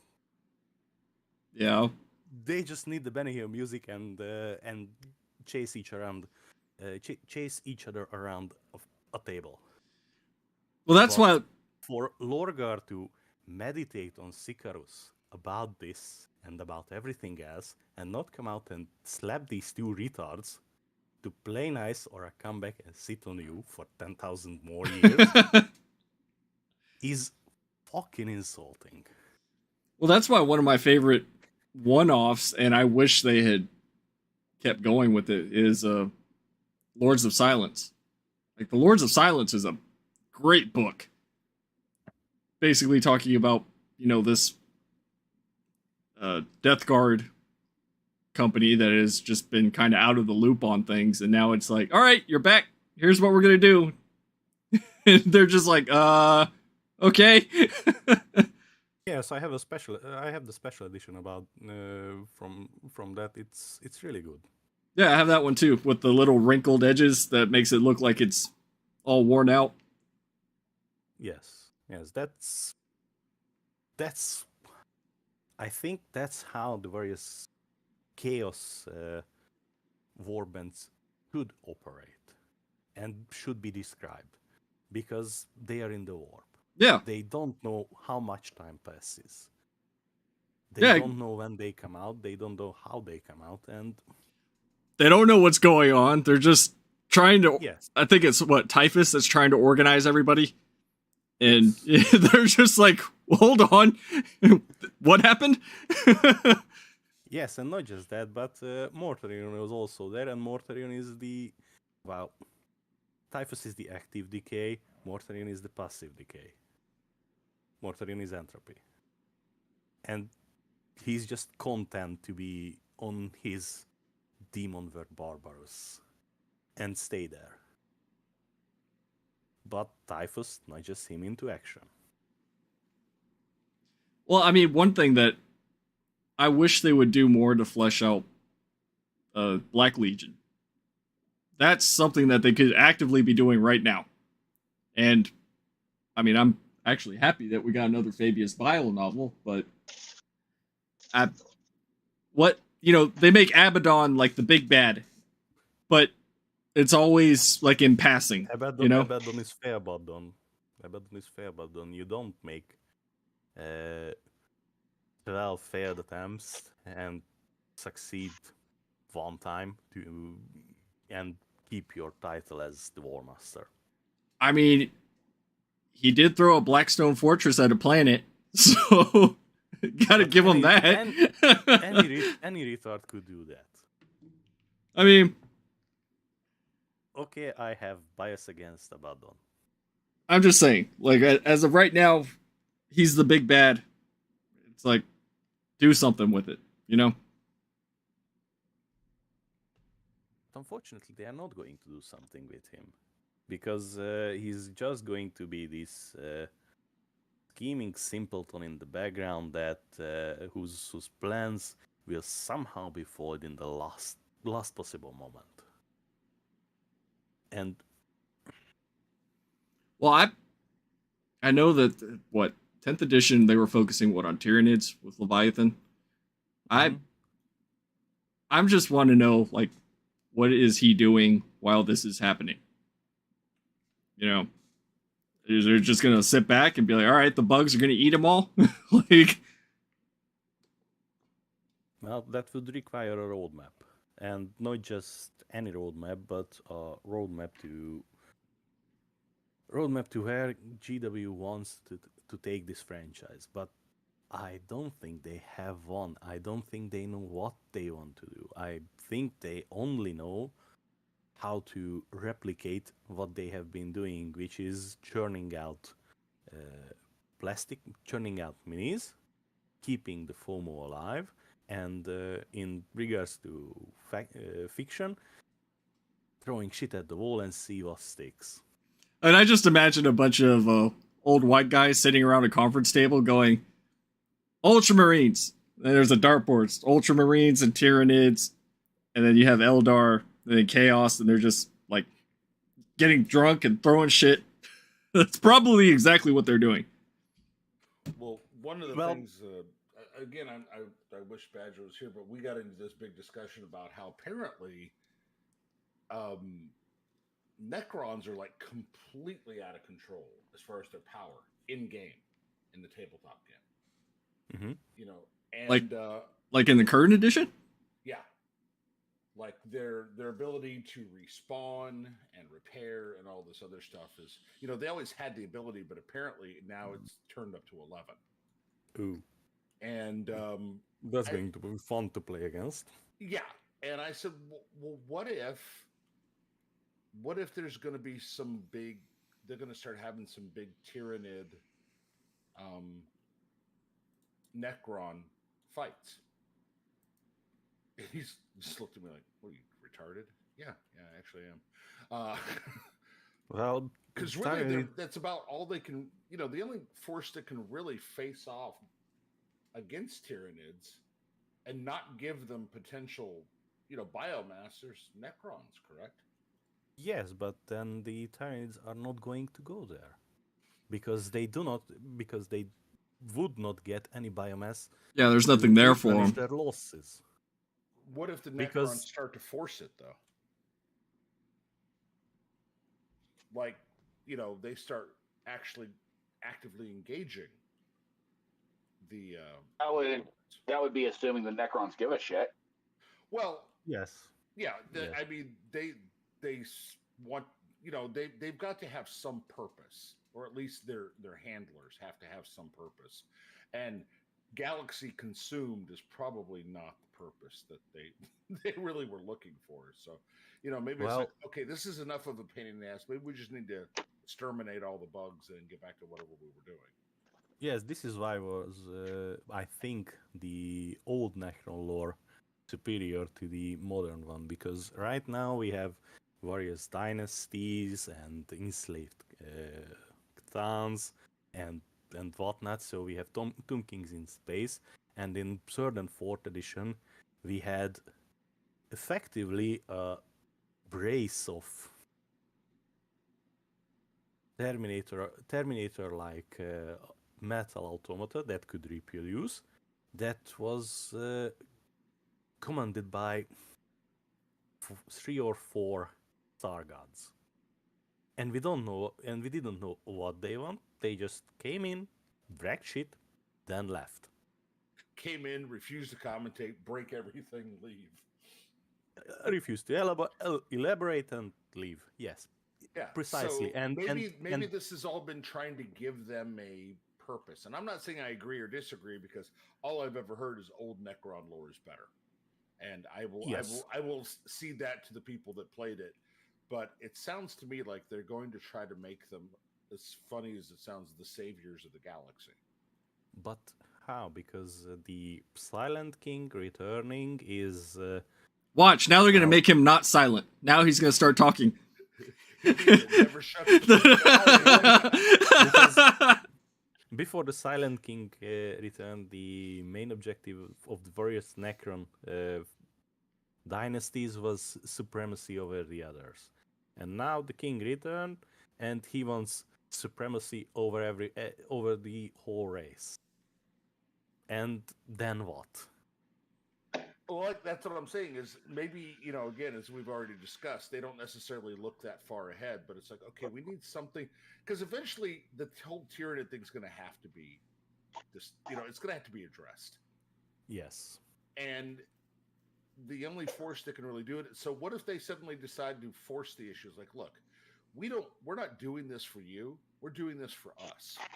Because frankly, we're sick of every time we wake up on a planet, we look around, we're like, well, where the hell did everything go? Well, the bugs ate it. Why is this Mechanicum expedition here? Yeah, why are there toaster fuckers in our and why did the bugs ate everything? Well, that shit can't happen. Well, how do we handle it? Well, you got to kill the bugs. So I'm not saying we're going to ally with them or something, but or the Imperium's going to suddenly ally, but they're going to be like, you know what? We're just going to they're literally kill all bugs, refuse to elaborate, fuck off somewhere else. So I don't know. Again, that's another one of my conspiracy theories that they're building them up so that they can, because maybe they've wrote themselves into a corner with Tyranids. They've made them so ungodly powerful that almost the only option is destroy an entire chapter of Space Marines for one planet or Exterminatus. Well, unfortunately, the Exterminatus route was working. Well, yeah, that's literally a psychological test. It's like, for those that have played Rogue Trader, what do you do with that planet, that first planet? I didn't even hesitate. I was like, fuck that planet. I didn't either. Boom. I threw that shit to the ground. Yes. Did you see the guy that was whining because he tried to be the good guy? Yes. That was so fucking hilarious. I'm trying to be the nice guy and save everybody, and they basically, rioted on my ship and got me all fucked up. And it's like, well, what did you think? So I got to be a space fascist. It's like, oh, shut up. Just shut up. That was my concern, right? Is that you're going to have people come into this game not knowing the setting exactly like that person. See, when we play, we're looking at it from the perspective of, lore and everything else, right? So I'm like, all right, what would a commissar do? I was going to say, commissar asshole.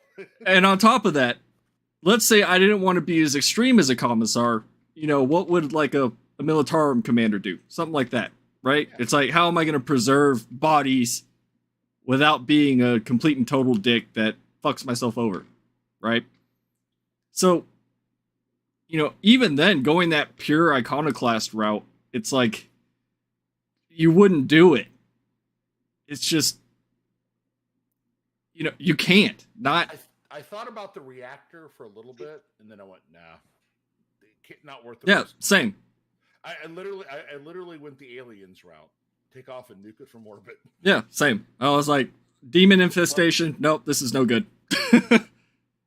See, knowing the lore behind the setting of a game, I would sit there and try to do what that one guy did, to go, okay, how much were the developers paying attention?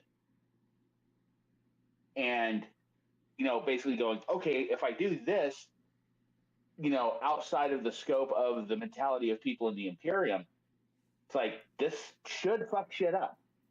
And if it doesn't, then the devs weren't paying attention. Right. Mm-hmm. Yeah. That's going to be my number one concern for the Warhammer, whether it's a TV show, movie, or both. The one that Cavill's supposedly working on is if they make it for us, they're going to horrify the fucking normies, man. They're just going to God, yeah. Well, yeah, I disagree.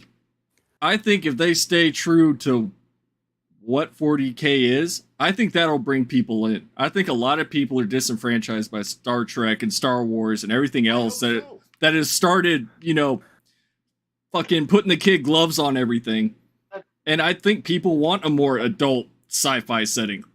I'm just picturing some of these people, though. It's like... But listen, a faithful portrayal of Warhammer 40,000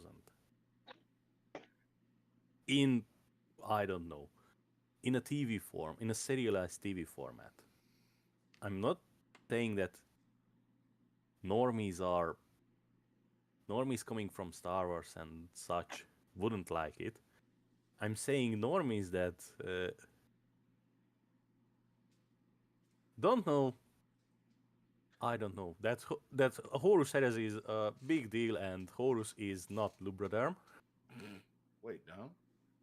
Would run to the hills crying. I think they're going to be shocked. I think there's going to be a lot of people shocked like that guy was at first. But they may be like, well, wait a minute. Because, my wife was looking over my shoulder. I was playing Darktide. And she's like, you want to introduce this to our grandson? Hell yeah. Yeah. And I'm like, He's going to love it. He's going to love it. He's going to be a 14-year-old boy. But she's looking at the splatter and the gore and everything. And I'm like, and I was telling her about something. Look, the first thing. He's fucking horrified. The first thing you need to tell him about is the Monkey Lava. Be like, here we go. I will never get to talk to him again. This is your introduction to 40K. That's just edgy shit for being edgy. Yeah. If you want to truly horrify somebody who is 40K virgin, talk to them about Sarah Cockwell. I don't know how to say her name. Space Marine Battles novel, The Gildar Rift. There is a Space Marine novitiate in it. The best the Silver Skull chapter has. And they are purposefully mutilating that kid, locking him in an amniotic tank, and bonding him to a fucking battle barge. Ooh. What book is this? And the Gildar Rift. And when that battle barge is boarded by Red Corsairs to take, while Huron is down on the planet taking resources and kicking ass, they are finishing the bonding process, and the kid disposes of the borders pretty quickly and in pretty horrifying fashion, like venting them into space and whatnot. What was I explaining to my wife? I think it might have been the Dreadnought process. Yes. And I looked at her, and she's just standing there with her face like, oh my God, that's horrific. I'm like, what? I haven't even told you about Corpse Starch yet. She's like, I don't stop. She's like, this is horrific. Or no. It was the servitor. That's the point. It was making a servitor. Because there's a really good Vox in the Void video where Mhm. they go into detail about how they make a servitor. And she's just looking at me horrified because my wife's very much a normie. Mhm. And she's like, "Oh my god! And you sure Well, you they want can him be to Well, see they can be vote I- grown, they can I was- be religious heretics, small level heretics, Yeah, but or they can gotta just be unfortunates. to just a normal person, though, I'm sure it seems absolutely fucking horrific. Okay, I found the book, but this is I hate the Space Marine battles because they did it as a mixture between hardcover and paperback. So I don't buy anything paperback ever, which means I'll probably never read that book unless I can find it digitally. Well, what's it called? The Gildar Rift. The Gildar. I think it's on the Black Library side in ebook format.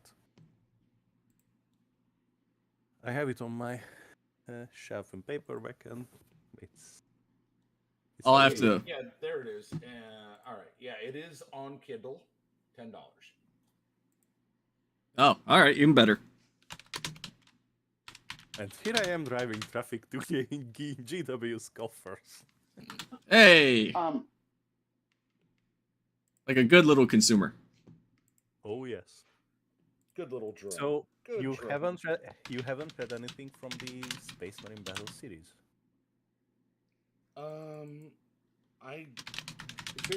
I've read like certain stuff that was related to other stuff, if that makes sense. Yeah, that makes then. You know, like okay, well, there was this battle, so or I was reading this series and I looked up something about it, and one of the sources was this book, but I'm pretty sure I have it. Okay, then I'm Um, going. Then Gildar Rift, get I've got it. then get your pen and paper ready because I'm going to make some recommendation. The first one is the Gildar Rift, Sarah Cockwell. Then Legion of the Damned, Rob Sanders. Then Wrath of Iron, Chris Wright. Then The Death of Antagonists, David Anandale. How fast do you think I write? I'm a product of the American school system. Slow down. Oh, sorry, damn it. sorry. does he sound like a stenographer to you? Okay, so the Gildar Rift. Okay, Gildar Rift, Legion of the Damned, Rob Sanders. Okay. Wrath of Iron, Chris Wright.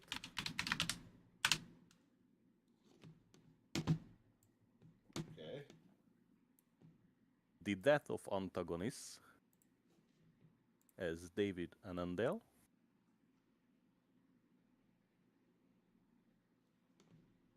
Okay. Death of Integrity, that's Guy Haley. Okay, death. I'm also checking to see if I already have them. Okay, what's that one called? The Death of. Integrity. That's when the Nova Marines and the Blood Angel successor chapter go on board the Space Hawk in search of an archaeotech.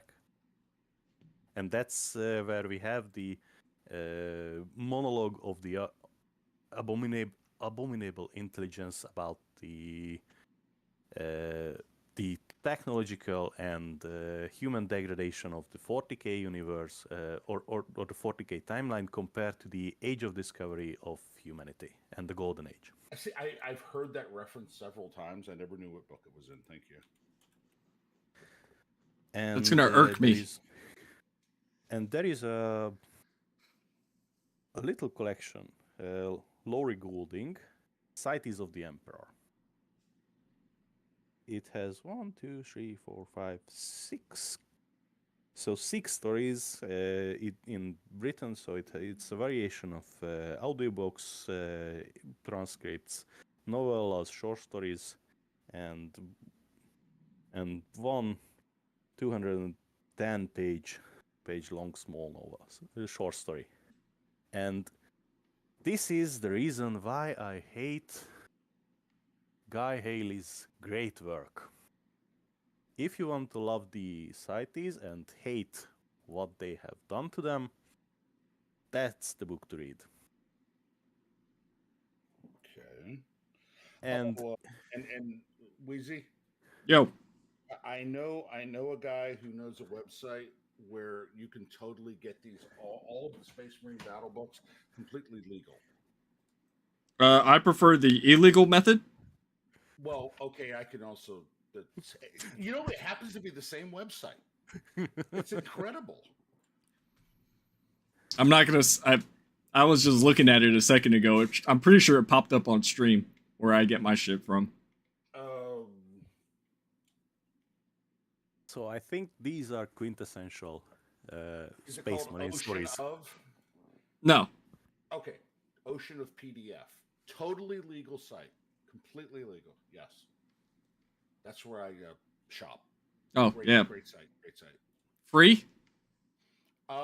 Yeah, it's 100% off. It's Oh yeah, there we go. Just put in code eat my ass. Yeah, I use Mobilism for my shit just because it has EPUB format. This I think it's in Mobi, which And that, yep. Yeah, Kindle will automatically read that. So Yep. But that's where okay. Before Games Workshop fucking bitches at me for this shit, I buy your books. Make it available in hardback. I buy your books in hardcover and then I download them using unscrupulous methods. So I'm at least giving you some money, all right? You just can't have all my money.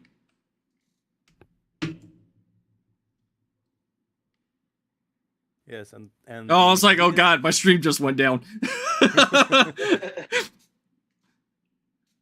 And the biggest recent loss, I think, is Robbie McNiven. Because he wrote 3 books, 2 for the Karkara Donastra, 1 for the White Scars, and then nothing more. And he's happily writing military history about the English warfare in the American Revolution and such topics. And I don't see him coming back writing more for us. You know who? Okay, there is only one way I'll even consider getting back into the old world ship. Is if William King comes back as a writer. Because William King was a fucking fantastic author for Warhammer Fantasy. I think that's unlikely. I don't think he's coming back. So my wallet is safe. But I think Warhammer Fantasy as a setting with the novels we have available in various formats is still a setting worth getting into. You mean like the old school books? Yes. Oh yeah. No, I still have all my original ones, but you know, there's been no reason for me to revisit it because it's already, you know, one and done. I mean, I'll still go back and reread like the Malice Darkblade series every once in a while, but that's just because those are fun books. Yes, I have the same problem that I read the blurbs about the new Breton book they are publishing along with the old world sets, and my main problem is I know the lore, I know 8th edition, I know 7th edition, I know 6th edition. How is this going to line up with that? Are you talking about Lords of the Lance or whatever that just came out? Yes. Yeah, yes. I didn't even bother. How did the progressive ID, the female knights, the female foot knights is going to line up with 6th, 7th, 8th edition fantasy? It won't. Because I have the books for that. And no mention of foot knights. Oh, sorry. Yes, there is one mention of foot knight. You can take a paladin or a lord. You can choose the appropriate one, and you can take the virtue of empathy. That lets you, as paladin, walk into battle with the peasants. And that's it. No foot knights. Since 6th edition fantasy. Yeah, I have a funny feeling that since they're doing this, they're gonna just ignore all the past stuff and just do what they want with it. I have a very funny feeling that's what's gonna happen. Now they might stick to, timeline as far as, it being a prequel series, but or prequel setting. But I don't think they're going to even pay attention to half the shit that they wrote for the original Warhammer Fantasy. Then why even bother? Why not make a new setting? Why not say that, okay, well, this is a branching timeline from the end times where well, they did. I mean, they tried to do that with Age of Sigmar. And yeah, look how that turned out. Yeah, it didn't work. And not because the setting is uninteresting, because the setting has no scale. No scale and no stakes. Because there are just realms that pop out, and heroes that pop out, and yes, these heroes, the good guys die, but they can reborn. Yeah. Why?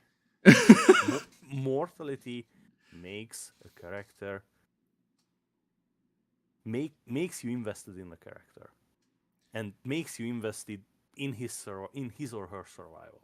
Yeah, why haven't they made Felix Jaeger a fucking Stormcast Eternal yet? Why? Why not? Bring my boy Felix back. They are not going to, because then they'd have to pay royalties to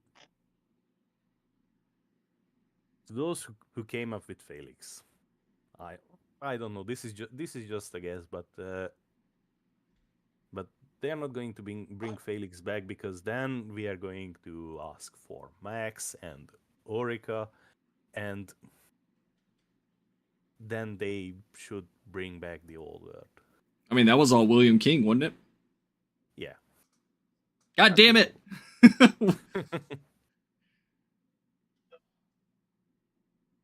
So, circling back to a previous subject for me, what would you guys say are like the 3 worst 40K books? Worst? Yeah.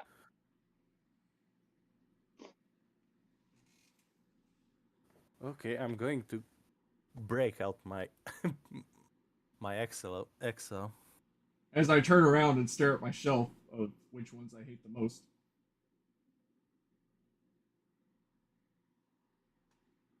But are we free?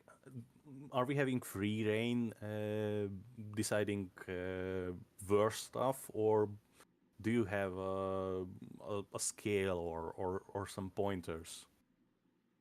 No, just like what, in your opinion, are like, what would constitute like that bottom tier? That bottom tier, okay. In your opinion. Okay, I'm checking.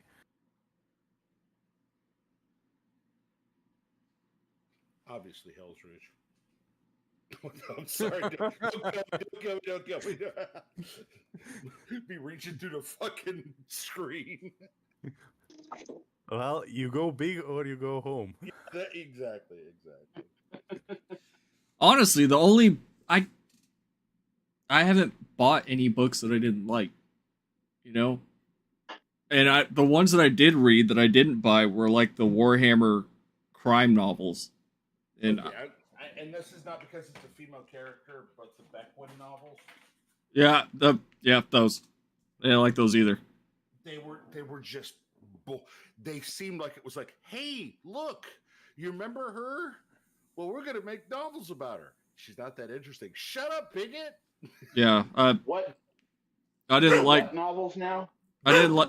Yeah, Pariah, and what was the other one? What was Penitent. Penitent. They were again, Wolf Time. If you're talking about that, Wolf Time was filler, and I don't care what, and it was just fanboy filler for Space Wolves fans. Hold on, I think my miniatures just showed up. Of course they did. Okay, yeah, because I'm asking because kind of my methodology when because I've read a couple of 40K books,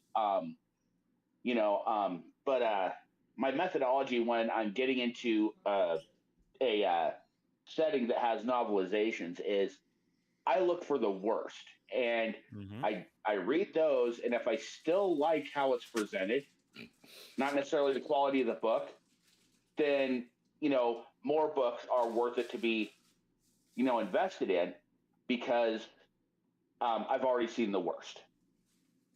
Okay, I have my nominations. The first one is from the Space Marine Battle series, Pandorax. That's yeah. that was a tie-in novel to a campaign, and it shows. The second one is ADB, and it's one of his later works, Spear of the Emperor. That was the second fancy big box special edition for Christmas after the Den Abnett one. And the third one is anywhere, where are you? Yeah, here. The Rose at War. The Rose at War is a collection book, for 3 Deniver short stories that popped up in 3 novel series. The 3 novel series and some tie-in, and these stories coincided with the Sisters of Battle release, re-release at the end of 8 and then in 9, and it shows. Nothing Look. against Dani, she's writing very good, but it shows that it's separate stories, and to me these are the 3 worst. Which one was the sisters? Because The Rose at War. oh yes. And Look. it was, you're literally reading and expecting some level of connection, even though you know there shouldn't be, and you're still at what? Yes, and What did I just? I think Wheezy's trying to tell us something. Inclusivity. fuck inclusivity. What the fuck is it? I can't even tell on the screen. These. Yeah, the female accursed cultist, right? Yeah. Oh, okay. Yes, because females can be demon possessed, mutilated psychos. Of course we can. Aren't most of us married? Of course we know that.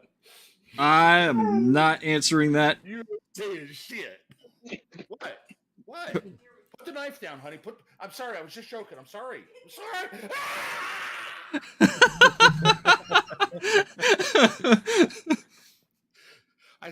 They said women could be demon accursed possessed creatures. I said, of course they can. And that is exactly why I kept my mouth shut. See, that has his lineage secured, so. She doesn't know where I hid the insurance policy, so. It's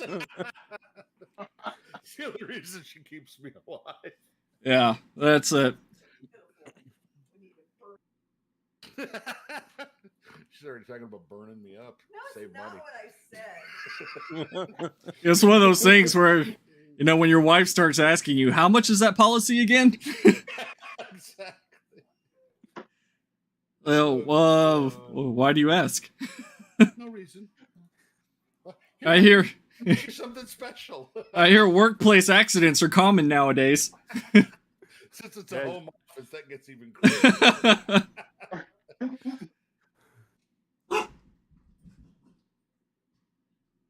Oh shit!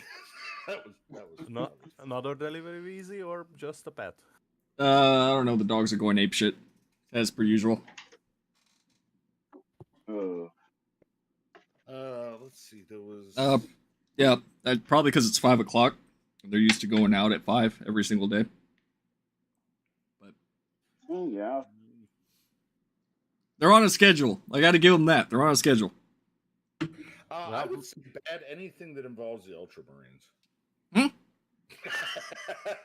was just seeing if you were paying attention. No, Spear of the Emperor. I read that and I'm like, what the fuck did I just read? I mean, literally, you finish the book, and if you asked me 5 minutes after I finished it, what was that book about? And I've been like, book?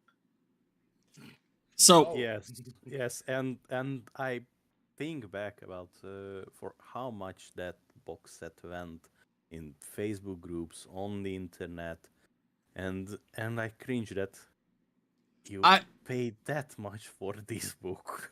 fun That's fact. why I buy 'em Kindle. Fun fact. Spear of the what is it? Spears of the Emperor? Yeah. Speed of the Emperor. Spear of the Emperor. The box set has a pin in it that I have been looking for like 3 months now. So if anybody out there, anybody watching, has a Spear of the Emperor pin from that limited edition, I will give you an absurd amount of money for it. I'm glad he said money and not something else. Because Well, there was one on eBay. There was one on eBay for $30 for like 2 or 3 months straight, and I had it on my wish list, and I was sitting there staring at it every single day. It was in my cart multiple times, and then when I finally got around to buying it, somebody bought it. So, as luck would have it, you know, I have a Spear of the Emperor pin that I found on eBay that I would. how do I ban people? What do I do? You'll never see it if you ban me. Yeah, that. I think I have most, if not all, of the official Games Workshop pins that they actually put out there, except for that one. I don't have that one. And it's fucking bothering me because I was too stupid to buy it when I should have bought it. Oh, Well, look around in Facebook groups. I think wait a minute. Bitshammer has one for sale. If you just reach out to. I would rather eat glass. Which Oh, that would be one fun. group it is? I That think. or Let me check. Shay. Um, Can you imagine? That would be your luck. Yeah, so I think you should check the Black Library Nutters. Maybe somebody has there. oh, I'm already Or in there. willing to part. Already? Okay. Yeah, I'm in there. Maybe. Because given how much an Umbra Sumus book goes, Yeah, $2,000, $3,000, or however much it went through. yeah. Yeah, in the, No, and that in the is- last, and in the last year, the number of known copies went up 20% or so. So Yeah. maybe. So I don't. Do y'all know about that? What's that? The Umbra Sumus book. Mm-mm. So they came out with a hardcover and it got hit with a copyright strike. You know, Games Workshop got hit with a copyright claim because it's part of the Dark Hunters. And the Dark Hunters is already a series from I think Sherilyn Kenyon or somebody like that. So they got into a copyright war, and some of these things hit the streets before they decided to pull it. Ooh. So it's like super rare, supposedly. Metronoid, I don't know if you could confirm that. I mean, you just brought up the same thing that I can confirm because It's- I was not looking for that to buy it, but as something that's interesting. And I was reading the discussion about that, and before last year, so till 2022, there was, I think, 6 known books. Everyone, each and every one was accounted for, and when they came up for sale, they went for ridiculous amounts. like thousands. I think one of the ones was like, multiple thousands, two or more, yeah, and it was always in a raffle-like system. And just last year alone, I think 2 more came forward that I had this book, or I found this in a charity shop, or some ridiculous find. And the groups went always apeshit that ooh I need this, and always went up and up and up. yeah. I mean, it's a grail for collectors to get one just because it's not in circulation, and it's like, why? Well- I think it's somewhere in the vicinity of the Liber Caotica, not the collected one, but the limited Oh, the one- specific versions. Yeah, the one that has the case with the chain around it and a lock. Yeah, Where that's, have you- that's the collected one, because there is a special one. There are individual ones for Nurgle, Tzeentch, Chaos, Khorne, and Slaanesh. They made limiteds of those? Yeah. Oh, I didn't know that. The only one I know about was the one that's in the case, where if you lose that key, you're fucked, and you have to go to a locksmith or somebody to get it open. Or I think I'm mixing it up, but yeah, I think you are right. You are right that that's the one, and the other one is the special edition Loathsome Ratman and their Vile Kin Yeah, that one. with the sackcloth. Yeah, That's the other one. I think I saw that come up one time, and again, it went for an absurd amount of money. Yeah. These source books are, I think, the best part of Warhammer, because these give obscure knowledge about obscure thing. Because who the heck cares about the Vile Ratman and their Loathsome Kin? It's just a cool coffee table book. I mean, the Liber Chaotica is probably the best in-depth book that they've ever done about, like, the gods of chaos, in my opinion. Because I had to Yes, read the yes. EPUB version of it to enjoy it. Yes, up to it, the Liber Necris, and you have all the major powers. Oh, it's like the guardsman's primer. Yeah, You know, yeah, yeah, it's... Yes, I've only ever seen that in PDF. I've never seen a physical copy of it. But it's a very in-depth look at, like, the chaos gods and yes, the and followers. It's I think it's an Imperial scholar from the Warhammer fantasy world, how he interacts with these and how he slowly loses his mind through the various installments. I think. I don't know. No, that sounds right. Because I know there's scribblings on the pages that are supposed to look like his writings as he's, documenting all this stuff. It's probably interacting with Nurgle's butt plug. I do not claim any responsibility for that. That's exactly what a butt plug would say. I would. But yeah, we're at the 2-hour mark. Anything else that we? Not that I can think of. I know that we're No, kind. no, not really. I know we're kind of you have- light today. You have time? You want to talk still, or you have somewhere to be? Because I have one topic in mind. No, go ahead. My topic is games we play that, or games we are interested in, game system we engage with that are not specifically Games Workshop related. Like other IPs or Other IPs, other game systems, not just throwing dice. oh, I'm a huge video game nerd. Say. I think I have like 2,000 games in my Steam library. I did the math. If I were to play one new game every single day, right? So Mhm. just straight up new game. I would be able to play a new game for the next 3.5 years every single day. That's how many games are in my libraries. I'm not quite there, but I could probably play a new game every day for at least a year. So yeah, same. Just But that's, Uh, I think I got more. It used to be where I would play all the time. Now, I tell people this all the time. It's like I get so burnt out from work that by the time I get home, I just want to sit on the couch. Like it takes effort for me to get up and paint, which is why I have such a huge backlog of shit.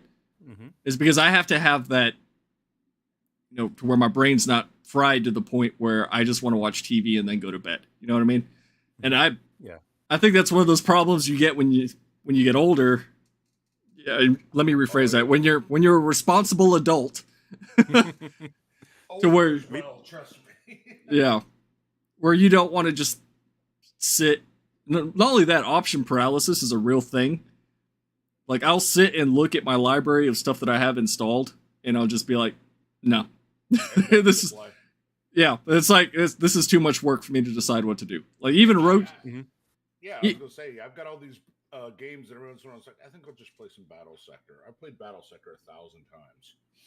Yeah, like, yeah, that's pretty straightforward. Just move the little figure, make it shoot at things. Like, same thing with Road Trader. Like, when Road Trader came out, I went full tilt into Road Trader. Right, same. And then I hit Act 4, and I was just like, all right, I know I'm almost done with this game. I've already got 60-something hours into it.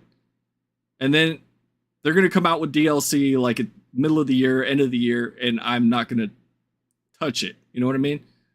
So it's like, do I want to finish this?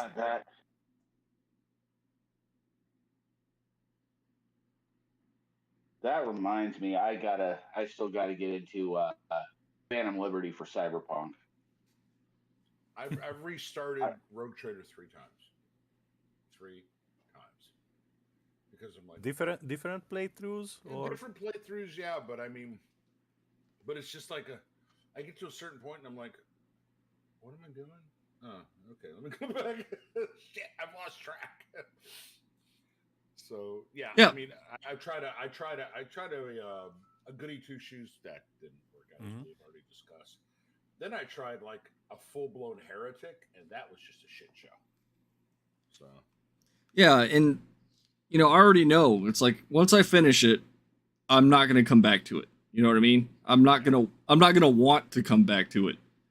That's why even Cyberpunk, like I dumped a bunch of hours in Cyberpunk, and I didn't want to. I still haven't finished Cyberpunk. I have a tendency to leave stuff so I can come back to it later, and then I just don't, for the reasons I stated. Yeah, I know that I dumped an ungodly amount of hours into Ghost Recon Wildlands. Oh my god! And then Breakpoint. So did I. And Breakpoint, after, I don't know, 200 or so hours, I said, okay, fuck it, I'm never going to finish it. Yeah, I'm never going to finish it because I was just going around and grabbing all the gear so I could decide what loadout to rock. Yep. Because I have my preference, but I want to level the gear, I want to have the attachments I like, and I want to have a playstyle I like. And then I was like, okay, then for these achievements I need these, for these achievements I need these, and after that I was like, it's just too much. That's when an open world is too big. Yeah, that's kind of what happened with me in the Division series. As soon as don't say that. Which Division 2, I got Division 2 free through some promotion. I tried it, and when I was done with the main campaign, I don't know, so all the strongholds were cleared, and then the fourth faction comes in and everything is red again. I said, do I want to do that again? Yep. And I was like, nope, not really, and nope doubt. That's exactly what I did. I was like, I'm not, and it made it to the point where it's like, oh, all this gear is basically useless now. I was like, oh, okay. Yes. New game. I hate these bullet spongy enemies. I hate when I have to basically mug dump into his head to make it go away. When I was playing Wildlands, I was always looking for, okay, I need my silenced MP5, and I'm going around, okay, headshot, Sevas. Yeah. That was fun for me. Like I said, it's I wish, and my wife gets mad at me so much nowadays where she's like, "Oh, you don't want to play with me." It's like, it's not that I don't want to play with you. I don't want to play anything. I don't want to sit down on my computer and put effort into something when I've been putting effort into other things all day long, you know? And it's, Yeah. I feel bad because it's not her fault. It's just, you know, when you focus on one thing all day, especially being in IT where I'm sitting staring at a computer all day long, and then I get home and it's like, all right, do I want to continue to sit and stare at the computer, or, you know, I try to make myself and get up and do stuff around the house, you know, like when this is done, I'm going to go move a shelf or what have you. Just stuff that I know I can't just do whenever I want. Which, you know, my games aren't going anywhere. My painting's not going anywhere, which is why I have that shame pile that's like 6 feet tall. Well, it's when you're saying about indie games like I mean, like Hogwarts Legacy. I bought it as a protest. You remember when everybody was freaking out about that game? I 100%ed that game out of spite. And yes, I was just gonna say, and I started I playing it. almost 100% it, but I couldn't find a fucking female grappler. That took forever. Yeah, I literally stumbled onto one and went, "Gee, this is it." I swear I put as much time in finding that one thing, Yep. but I started playing it, and I'm like, you know, this game is actually pretty good. Yeah, it wasn't bad. Yeah. And I put about 110 hours into it, and I 100%ed it, and I haven't touched it since. Yeah, that's what I did. I beat it. It's done. I uninstalled it. But yeah, literally, it's like, fuck you. I'm going to buy this game, and I'm going to 100% it, and there's nothing you can do about it. Rage on, weirdos. Yep. Yeah, I'm It was- a big Harry Potter nerd. I grew up with the books. And for me, that game was the perfect rendition of the castle as I imagined it. As the atmosphere. It was the same great. with the atmosphere. Yeah, I mean, the spell My- casting, the look, everything was dead on balls accurate. Yeah. My only pet peeve was that, unfortunately, the map was a little bit too big. Little bit too big. Yeah, I hated the part where like you had to get to a certain area. It's like you got to run all the way, or you got to fly up, you got to fly back, fly up, fly back. There's like this one little corner down in the bottom right corner. It just seemed like a royal bitch to get to, and I'm like, did you have to do that? Yeah. Oh, I know that feeling. I'm big into Final Fantasy 14, and one of the things they do in there is you can what? Weeb. I actually got into it because I started playing it. I got a trial account, and I'm like, you know what? This actually feels a lot like old World of Warcraft without being World of Warcraft. Okay. Don't And World of Warcraft. You'll suck me back in, you bastard. but you have flying in there, but the way you do it in the expansions, not in the old world, is you have to go around and find these nodes and tap these nodes, and you get them all in you get them all in a certain area in a zone. You can fly in that zone. And some of the routes you have to take is just insane. Oh, the ether currents. Yeah. Yeah. Well, I was trying to use generalized terminology, so. Well, both me and my wife were playing for a while, like every day, until we were just like, all right, we were spending way too much time on this. When you looked over and said, "Who are you and why are you in my house?" Oh wait, you're my wife. Never mind. Sorry. But yeah, you know that Oh, that's funny, huh? that whole doing it out of spite thing. I mean, that was like with Rogue Trader. People went, "Oh, don't buy it. It's a Russian company." I was like, "I'm gonna buy this anyway," not because I disagree with you, but because I buy anything that says 40K on it. Well, I was gonna say that's literally my largest category on Steam, is because I'm that nerd that I categorize all my games. That 40K is my single largest category. I mean, I bought shit that I bought Shooters Blood and Teeth, played it for like an hour, and I haven't played it since. I do the same thing. That's also my biggest one. I keep meaning to get Bolt Gun, but Oh, please! If you like the old Doom, you're gonna fucking love Bolt Gun. I didn't like it. Really? Yeah, I didn't like it. Wow.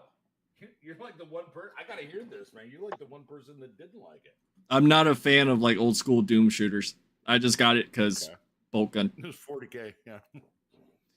Although the one game that's in my Warhammer category that I love, but you can't get anymore, is Man of War. Oh, Corsair. yeah, I've heard of it, yeah. The ship game, the pirate game, where you can just sail around and then you get fucking broadsided by a Slaneshi ship. Well, I just learned you can still get DACA score. that's What happened? Oh, I was gonna say I just learned you can still get DACA Squadron, Yeah.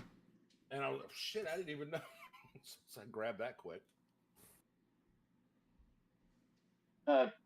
game I'm looking forward to. I don't know the development state it's in right now, but they released alpha gameplay footage. Is that orc racing game? Can't remember what it's being yeah. called. That Oh, looks fun as hell. It looks like Twisted Metal, but with orcs. Yeah. one of the members of the Legion, Lord Metalman, got a beta invite, and he says you can. They said nice. you can share this up to 10 people or an alpha invite, and so we were all just like we went full tard. We're just slamming into each other. I'm just slamming into each other in the whole game. It was like we wouldn't finish the race. We were too busy killing each other. We're the Legion. Is there anything other than full tard? No.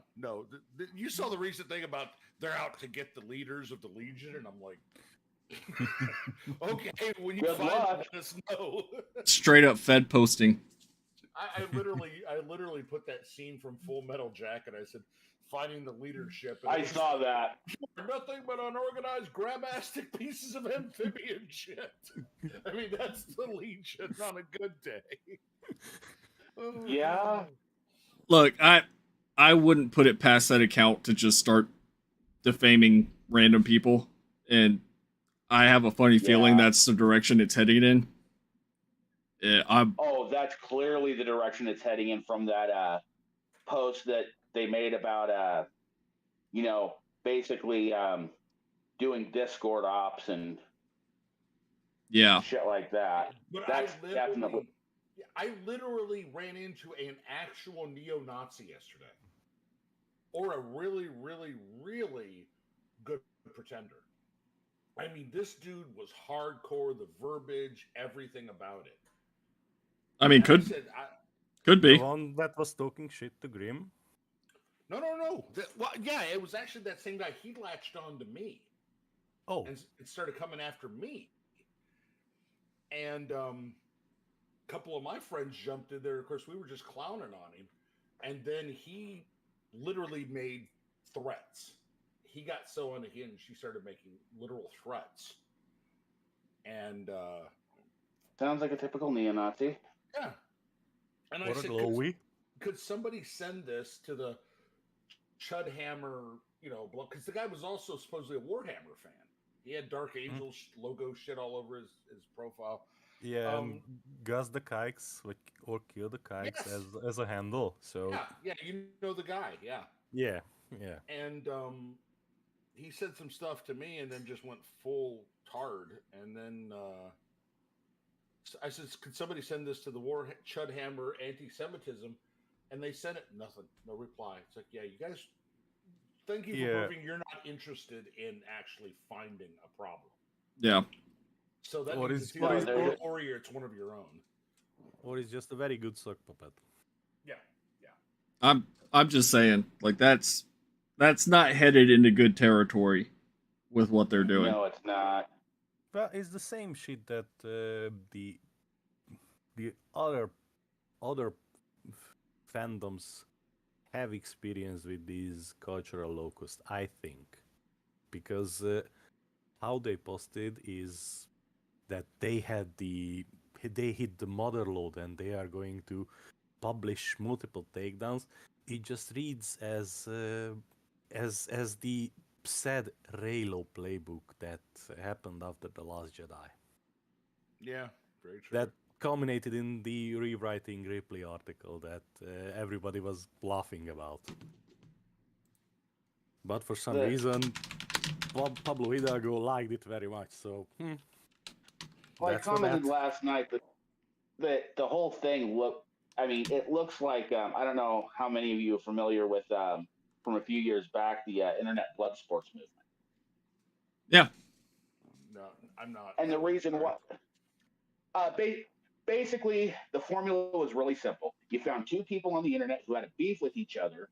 You hosted a live stream, monetized it, let them verbally murder each other, sit back, shut up, and rake in the cash.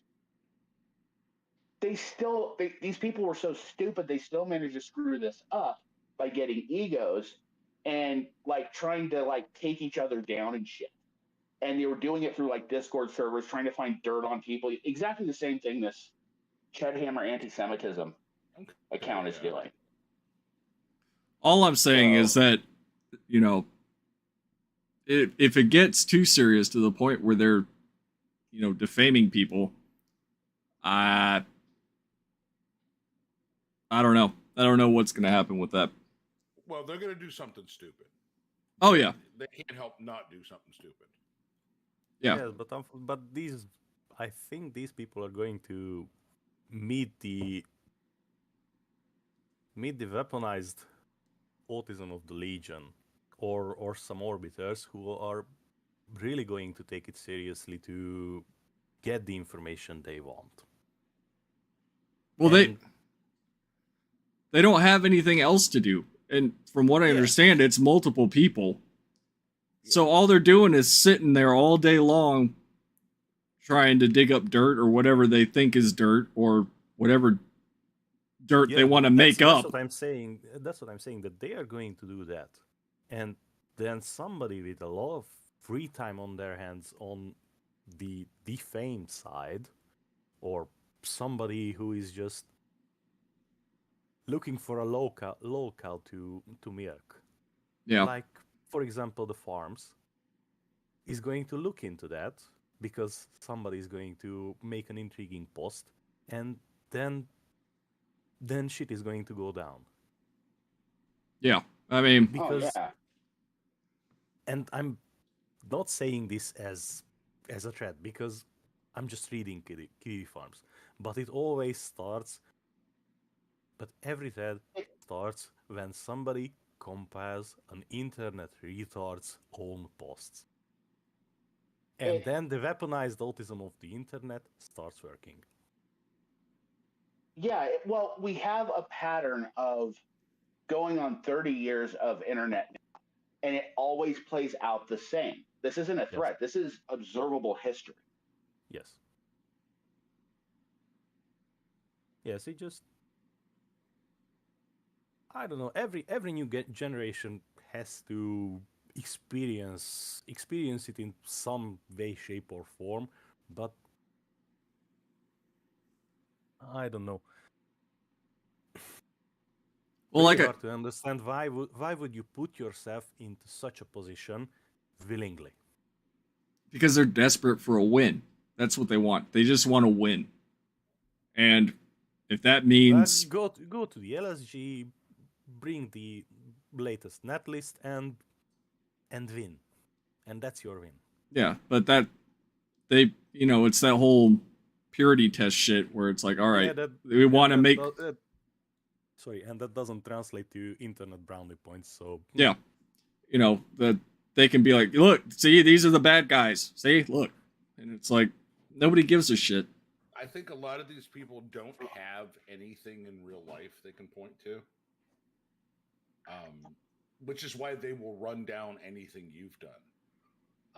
The number of people that, once they see I had a military career, they'll run that down without knowing anything about it, or what it entails, or the usual comments about, well, you were too stupid to go to college, or you couldn't get a real job, or anything like that. They'll immediately latch onto that, and then they'll just run down anything else. I mean, we've all been called incels. what, 3 of us are married. I don't know if Wheezy, you have any kids, but I've got kids, I've got grandkids. It's like we're not incels. We don't live in our basement. Well, it looks like Wheezy lives in a shed, but that's probably because his wife makes him. The room he's in right now. It's his This is Wheezy shed. my little corner. This is your My little corner of the basement. Yeah, exactly. Blink if you are safe. but yeah, it's the same usual stuff, and it's like, okay, is your life so pathetic that this is a win for you? Just tearing up somebody over, and I don't know if you guys have noticed lately. The latest has been the appeal to what's it called? Triviality. Yeah, the appeal to trivia. That has been the latest, and they all switched like it's like a program, like you just threw a switch, and they all start doing the marching orders. Triviality. Yeah. Well, it doesn't really matter. It's just a game. Then leave. Goodbye. Fuck off. Yeah, it's very very funny to watch that. It's always the same steps, because before Appeal to Triviality, it was hard to kid bash, and we just want official parts on the sprue to kid bash. And we had this discussion 1 month prior, when it was print the fucking shit. But it's expensive to buy a 3D printer. You don't have to buy a 3D printer. You have to buy the parts. I think one thing that I saw that was depressing. No, I'll let you finish. I just thought about it. Oh, go ahead. There was a guy in my. I was finished. Oh, okay.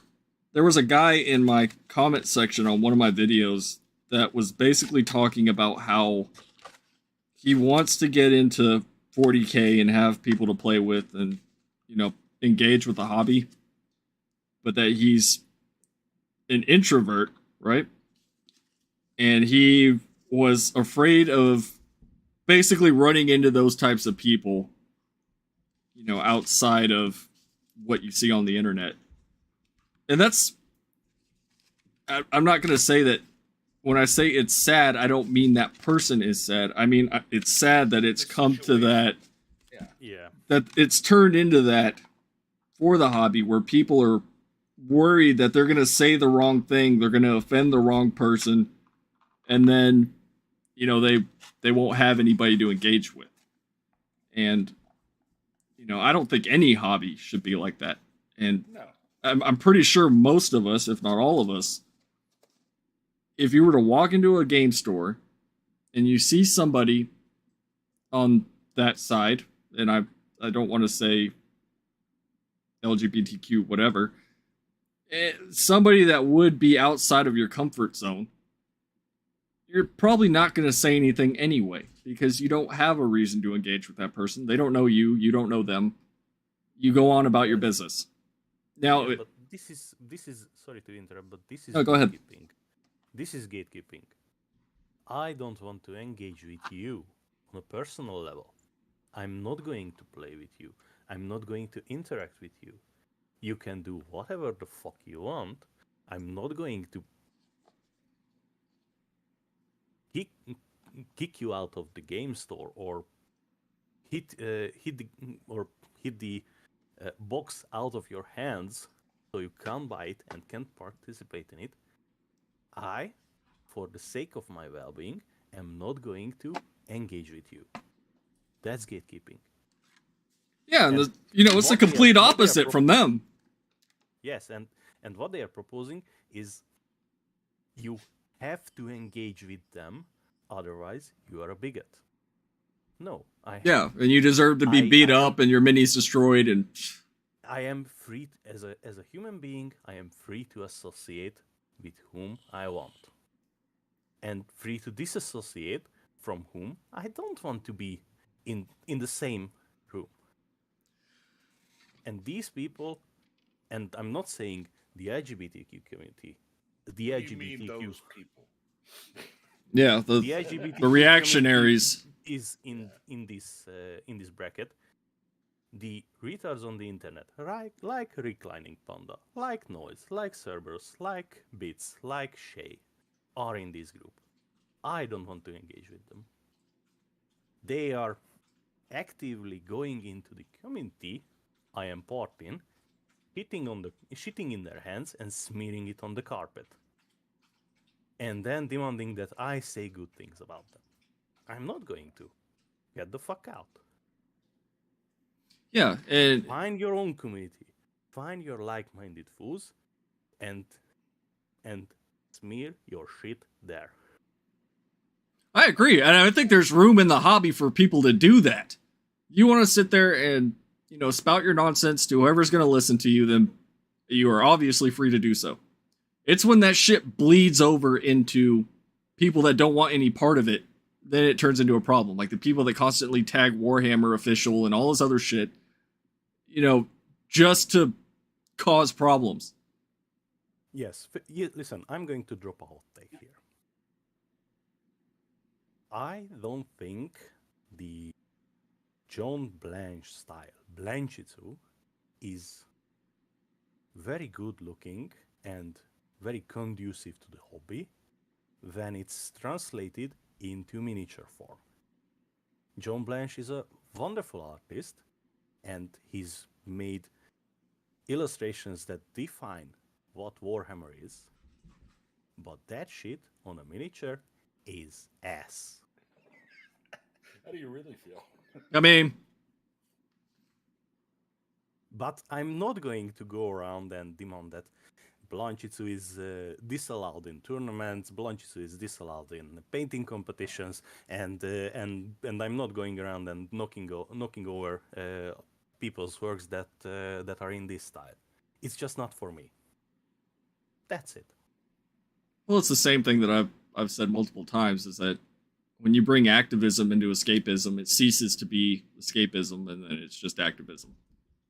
Yeah. And that's what they want. Well, yeah, and it's like when they're like, again, they have to make all the comparisons. It's like, look, I've been playing tabletop games now for 47 years. 47 years of my life. I've been playing tabletop games. I know how to split the two apart, okay? Yeah. I know I am not a half-orc. I know I'm not a space marine. I can hang it up at the end of the day and walk away from it. And when they say that, well, if you do this, then that means you believe this. It's like, no, piss off. I don't. I know how to differentiate. And, well, the way I act is generally because of the way I've been treated and the way the world seems to go. I'm just an asshole. I was an asshole long before. At least 40K. And I'll probably be an asshole long after. Yeah, but I mean that, who you are as a person has no bearing on that side of the hobby. Like they like to turn it into, it's like, oh, well, this person's in the hobby. Oh, you associate with a fucking, I don't know, neo-Nazi that's a part of the hobby, or who this person is. Oh, well, then therefore you're this thing, as you said, when you're not. Look, the one thing I've always said is I'm responsible for what I say and what I do. I give a fuck less what other people do, or say for that matter. What was that quote from Heinlein? I am free because I know that I alone am morally responsible for what I do. Mm-hmm. So yeah, and it's just that simple. There's more to the quote, but that's the relevant part of it. Yeah, and it's like I follow people. It's like my library of books. I've got books from all sides of the political spectrum. Same. And I've got a biography of Adolf Hitler. Does that mean I approve of Adolf Hitler? No, it does not mean. No, that's learning history. Exactly. Well, yeah, but to them it does. Oh yeah. It's that it's only dealing in absolutes, right, for them. And there's a lot of gray area for stuff, especially when it comes to history. What cracks me up is when you say that dealing with absolutes until it's something for them, and they're like, "I guess you just don't understand the shades of gray." Yeah. What? Yeah, fucking hypocrisy. You shitheads are the ones coming at us constantly, going, if you play Krieg, you're this." I happen to like their aesthetic, and I get I like their thought pattern. I'm not the most complicated person on earth. I probably would have made a good, probably made a good chaplain or maybe a commissar. So, What is that beeping? Is this the fire alarm meme? no, it's the microwave. No. Oh, thank God. Yeah, that's what I was thinking. We don't have a chirping ceiling bird. Don't worry. I was gonna say microwave because I had a model that made that same noise. I know why the ceiling bird chirps. Jesus. What? But yeah, I mean, it's the same stuff. Take out the battery and fall asleep for a long time. Yeah. It's the same stuff that you see every single day. It's always the same people. It's always the same arguments. And it's just like, after a while, you just start. I don't want to say ignore it, but it's not conducive to anything. It's just there, And yeah, and you start leaning into it because fuck them. Well, that too. I mean, after a while, you just stop being nice. And that's where I'm at. There was, I think I teased you a little bit, Wheezy, when you're like, you know what? I'm tired of being nice. And I said, welcome to the party, pal. Yeah. There's a point where, somebody was trying to lecture me today on the proper way to dispute this and blah, blah, blah. I'm like, no. Okay. Well, he's like, well, just disavow what they say. I'm like, you can't. It's everywhere. They follow you. Yeah, and not only that, they're not going to give you the same respect that you might attempt to give them. Well, no, yeah, principled opposition doesn't work because they follow the Alinsky playbook, which says, dehumanize your enemy, and it justifies any action against them. Well, yeah, I mean, that's exactly what they do when they're trying to call you every single name in the book. Yes, because that puts you on the back foot from the beginning, because you either going to dispute their claim and play into their claim that you are that, or you are going to ignore that. Then they are going to hit you with the head over it either way. Yeah. Yeah. And I'm fast getting to the I don't give a shit point.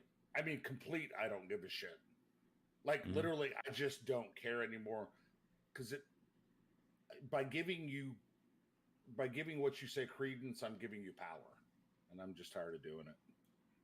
Yeah, I mean, that's where we're at with it, and at this point, like I said, it's all the same stuff, just different day, Oh yeah, every month you can almost set a calendar to it. Yeah, and it's usually people that you're like, who the fuck is this person? I was just gonna say the randos. I've noticed the big names have stopped engaging directly, and we get what I lovingly call the dick hangers. The people that I don't know if they're sock puppet accounts or they're literally people trying to earn points. Which that's why I started calling them pick-me's. It's They both. literally are the pick-me's. Yeah, it's of this universe. like Kia. Yeah. Oh God, yeah. Are you talking about, are you talking about Norn Queen? Yeah. Oh God. Goblin. Yeah, she plays whichever side will give her attention. So that's to me, that's the most offensive. And the reason I say that is because that's intentionally causing fucking uproar and saying shit for attention for the sole purpose of just getting clicks, right? To try and get attention, to sit there and stir things up. And it's just like, no, you can fuck right off. Like that's just in my book. That's just an old school troll posting shit to get get a rise of everybody. And in the name of impartiality, hitting once left, once right, once forward, once backwards. That's just old school trolling, I think. And cloud farming. Yeah, I don't know. Because it works. Oh yeah, I mean, Unfortunately. if I decided every single one of my videos was going to be like outrage farming, I would be a hell of a lot bigger than I am now. Like even my videos where I'm being impartial and just laying things out, it pisses people off. If I leaned into it just full tilt, fuck you people, no female space marines, get fucked, haha, I would just. But I don't like doing that. I like. The Zoomer audience would leave Hamas Piker and flock to you. Yeah. By the way, I'm also a socialist. Please give me money. I'm a socialist, but I need money. Yeah. Wait, what? Don't look at the apartment or whatever compound I live in, the cars I ride. I'm a socialist. Yeah. Don't mind my mansion. I mean, you would be living up to the Marx ideal at that point because, he begged money off of everybody. Yeah. Yeah, I never worked a day and was destitute. But, people like drama. I mean, it's unfortunate, but that's what people like. People like listening to the outrage farm and all that. It's like, it's easy to do, but I don't really want to tie into that. I don't want to make that my thing where all I'm doing is talking about, oh, well, this person said this today. Let's talk about it, Well, gentlemen, I'm going to bail. It's been about 3 hours. And yeah, we hit the 3 hour mark. I was going to say, Sheila must be obeyed. I'll have things for me to do. So. I just got I'm just gonna continue painting my BattleTech minis here. Oh, there's another game, man. Oh, I miss old BattleTech. That's a conversation for another day. It is. Yeah. BattleTech is what happens when you don't say anything. Yeah, when you don't push back. Yeah. Absolutely. Yeah, we'll have to bring that one up next time because I've got a fairly long history in that world too. And just so next time, the question I brought, I had a second part to that, namely, what other game systems you engage on the tabletop that are not Games Workshop? That's, I think, for branching out, because our hobby is a niche hobby. It's never going to be mainstream because it requires effort, patience, and diligence. I just thought of one that looks really fucking interesting, but I'm gonna save that for next time. Okay. Because I think we can have a whole conversation about that one. I'm interested about your histories with tabletop war games, especially because I have a very eclectic bunch with me. Sure, that sounds good Just to me. to say that. Works for me. That's wonderful. All Thank right. you. That's good to hear that you are interested in it. That's wonderful. I'm gonna make my sticky note so that way I remember next time. When do you feel like next week or week after? Or how long do you want to go between?